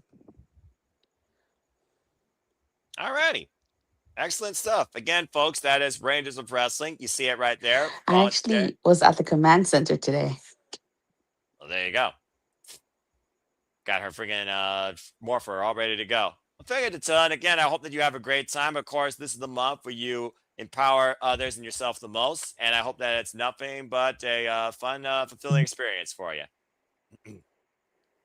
All right. Thank you for that, JJ and Datilla. And again, you also can follow her latest venture, Pop Culture Thanks, Powerbomb. Noah. I miss, I really miss messing with you, Noah. Yeah, well, don't everybody when I'm not on screen. It's all good, though. Nothing but love. All right. Thank you, Datilla. And thank you, Ash. Again, folks, the queens of the Yeah. SRS, Datilla and Ash, the yellow I and still pink need to Power finish your song, called Nova's song. Well, save that for another time and then have Sona AI further enhance it for you. Again, never stop being creative in your talents. Again, folks, subscribe today. Rangers of Wrestling. Do it. Do it now. You see it right there. Do it now. Go ahead. It's right there. Just search it, YouTube, and then hit the button. All right. I'm gonna power it. I think she's trying to say. I'm gonna power it down, and I hope my fellow Slagent A do. Bye, everybody. Good night, Datilla. Much love, Datilla. Good night. Hope to see you again real soon. And now we return back to our regularly scheduled shilling, but also thank you for that, JJ. Okay, that being said, Yes, Charles. Thank you. Yes, thank you. TSU alumni, Undergrad University. Charles, go ahead and before you climb back down underneath the streets of NYC, tell where the people can find you. You can follow me on X at Talk Crandall. Unlike what Noah just said, still believe in JCU or be cursed, people. Foolish individual. All right, thank you, Charles. You can go to bed now if you want, or go play TM to TN, avoid falling down the manhole, or play Double Dragon. Anyway, thank you so much. We'll pick up gaming here again real soon, folks. Stay tuned for more on that with Super Reliable Gaming. Speaking of which, the pioneer behind it, Walter, again, I'm looking forward to when we insert the coin and continue. But go ahead and tell where the people can find you. You can find me at Rage of Wrestling on YouTube. The Instagram is walter.cruz.940. And X is at Walter Alex Cruz. As simple as that. Again, stay tuned for Walter and Ash. They will be part of our All In call this Sunday, as we will be your blind alternative conduit for alternative commentary wrestling coverage here at Cibabo Studios. In case you can't afford the show or watch it live, we're happy to be that own version of radio for you, for those that have YouTube Premium that just listen to YouTube in their pockets. Again, for all the biggest shows, specials, videos, and pay-per-views across all things wrestling, as you all make this possible. Thank you. Thank you, Walter. All right. Now to the two hardest working man I've come to know since 2017. Hi, Jeff. Again, I'm so glad you've been here. What you been up to as of late? Where can people find you? I don't think I have you. Oh, that's perfect. Go ahead. The floor is yours. What you been up to? Yeah, that is the plug for the moment. Hopefully, the week after Bound for Glory, I will be able to start making more announcements. Aaron has this show. I don't know if I sent it to JJ. I meant to. But other than finding me on the socials, finding me on the No DQ broadcasts here on the Cibabo Studios and with the Greg Cherry brand, when we have more content, and there is more content coming from the Greg Cherry brand, folks, stay tuned for that. The weekend after Bound for Glory, I will be at the Grove of Anaheim here, where JJ single-handedly nearly got XMV and NoDQ.com's camera destroyed thanks to Luther Reigns. Because Luther Reigns was Kurt Angle's bitch after all. I'll be at the Grove Anaheim because Quiet Riot and Slaughter will be there, opened up by Paradise Kitty. So it'll be a grand outing for all. I am trying to get as many people as I can into that building because, damn it, I think everybody should see the kitties at least once. So hopefully we'll get more people down. The tickets are not cheap, I'm not gonna lie, but I am gonna go. I'll be there, and that'll be the weekend after Bound for Glory. I forget what show is that weekend. I had it written down here somewhere, and I can't find the. And who doesn't love to see a good kitty? Wrestle Dream. That is the day of Wrestle Dream, the 17th. So I will not be on the call or any involved with AEW Wrestle Dream for that because I will be at the Grove Anaheim, going more deep than I already am. That's fair. There you go.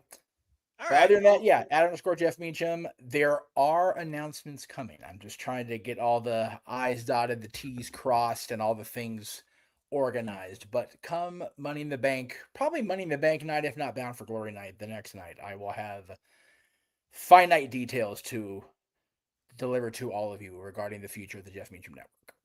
I look very forward to that, and I look very forward to what that brings to the reboot. Much like All In should be a reboot for a lot of the AEW product when it comes to the championships, and those will be put in the conversation. And thank you very much, Jeff. Always appreciated. Before I give it to JJ, I also want to give a shout out to Birdman Dave Scheffler. There you see him right there. Of course, the Florida Horseman, no DQ. Try saying that 5 times fast. Thank you so much, Dave, for being a part of things here. You can, of course, follow Dave Scheffler here as he continues to contribute to No DQ on the No DQ Review, and also part of Papadino's Major Push Wrestling. You can, of course, find Major Push Wrestling on usually Wednesday nights, sometimes schedules to change. And, of course, me and him, we'll be doing Producer Lee's Breakdown Monday, 6 p.m. Standard Time, giving you the live outlook statistically, and also the scores for both the Team No DQ and the Galaxy All Elite Leagues in conjunction with Simply Predicting. Appreciate you, bruv. And again, congrats on the upcoming engagement to the fiance. Shout out to Courtney. All right. That being said, let's go. Ooh, look at that. That is the large, attractive wrestler I was talking about that I'm going to see on Saturday. Gotcha. Okay, the large should have gave it away. All right. Cool stuff. I couldn't get the thing to send. I was going to send you the picture, but a fucker wouldn't send it. Like, all right, I was going to be difficult. They're freaking, like, anyway, I am going to try real hard to get a, this is the Hall of Famer, and you're watching the Simple Rival Studios in a much sexier voice than I just gave it, because he is big sexy after all. So we'll see. Yeah, about to say, you got that diesel still. Thank you so much, Jeff. Again, folks, do it now. All right. Do it. Do it now. It beckons you. Give in to your ambitions for professional wrestling content coverage. Damn it. All right. Thank you, Jeff. Do some cooking there, too. Anyway. Well, I mean, I'm always up for food, even at 2 o'clock in the morning. I got my Oreos, my Ritz Bits, and my brisk, but I also need to go to bed because I've got work at 6. That being said, thank you, Jeff. JJ, again, you're always busy. It's always a pleasure. Engaging, arguing, humoring, turning ourselves into freaking 2 Muppets on the high balcony when it comes to our outlooks on wrestling, whether we're bantering, ranting, or punning with freaking Walter. But you also are very busy, and of course, you're also taking care of your own priorities outside this passion. So tell other people can find you, despite the fact your graphic still irks me, and what you've been up to. Well, you can find me. Not touching. And all of my brothers and sisters at Chase University. Yes. Isn't that such a beautiful graphic? Yes. You're lucky I'm not playing the Price Right Loser horn. I'm giving you that much You, respect. you can find me on Instagram at the Renegade JJ Williams, YouTube Casa D18 Studios, X Casa D18 Studio. Although I hope this is the expression that we get to see on Sunday. I forgot he still had that. That's okay. When JJ's on Twix, he leaves the S for shenanigans. That's why there's no S in studios, because he leaves the S for the shenanigans for the rest of us. That's right. Accurate. Of course, as Noah pointed out, make sure you follow the Simply Reliable Studios at SR Studios 2024 on X. Go to the link in the description on YouTube. Buy some of our merch, damn it. Do it. Buy a shirt. And then, Jeff talked about the announcements. Go back into the archives from Tuesday This man right here was one of the hardest working men in the business on Tuesday night, as he gave us an hour and a half of his time, Mr. Junie Underwood, and then went on to the GCW World podcast and gave John 3 hours over there. Jesus. In all fairness, Junie was not originally John's scheduled guest. John's scheduled guest was, let's see, I'm not going to say her name, but a recently signed TNA knockout who wears a certain type of hat and is married to a member of the system and got pulled as a result of her more recent contract signing. So Junie was a last minute replacement guest. And so as a result, we had to jockey our time up an hour to 7 Eastern, 4 Pacific instead of 8 Eastern, 5 Pacific. We were on a bit of a time crunch with Junie because he had to get over there. That's fair. But it was still a great interview. Fun interview with Junie. And then just earlier today, we had Sturdy Sal Mastretta on for some shenanigans. Fantastic interview with him. What did you say, Walter? About an hour 45? Just under 2 hours? Mm-hmm. An hour 45 with Sturdy Sal. Another fun interview. But then,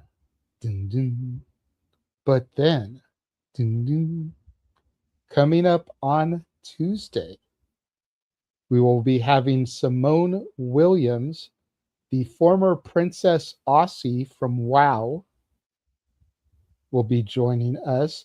The and new Future of Women's Wrestling champion, by the way. Don't forget it. Oh, I definitely won't, because I was there. Yeah. Both FWW shows I have been to saw their championship change hands. Zyra defeated Tiffany Nieves when I went last October, and Simone defeated Zyra when I went on my birthday. There you go.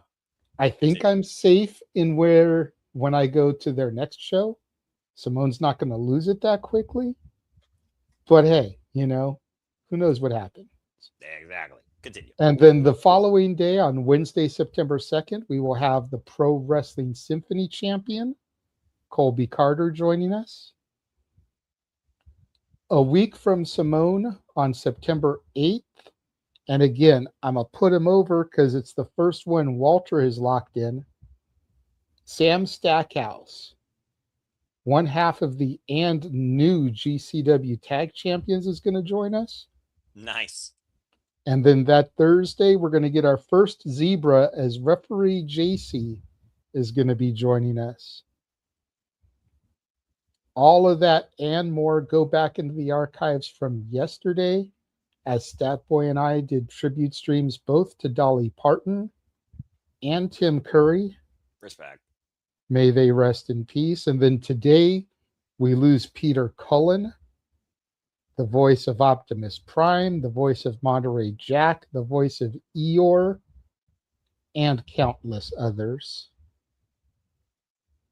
Just a rough couple of weeks going back to Hayden Pantier and just going forward. But much respect to all of those families and friends and loved ones that have lost, their fathers, grandfathers, brothers, sons, daughters,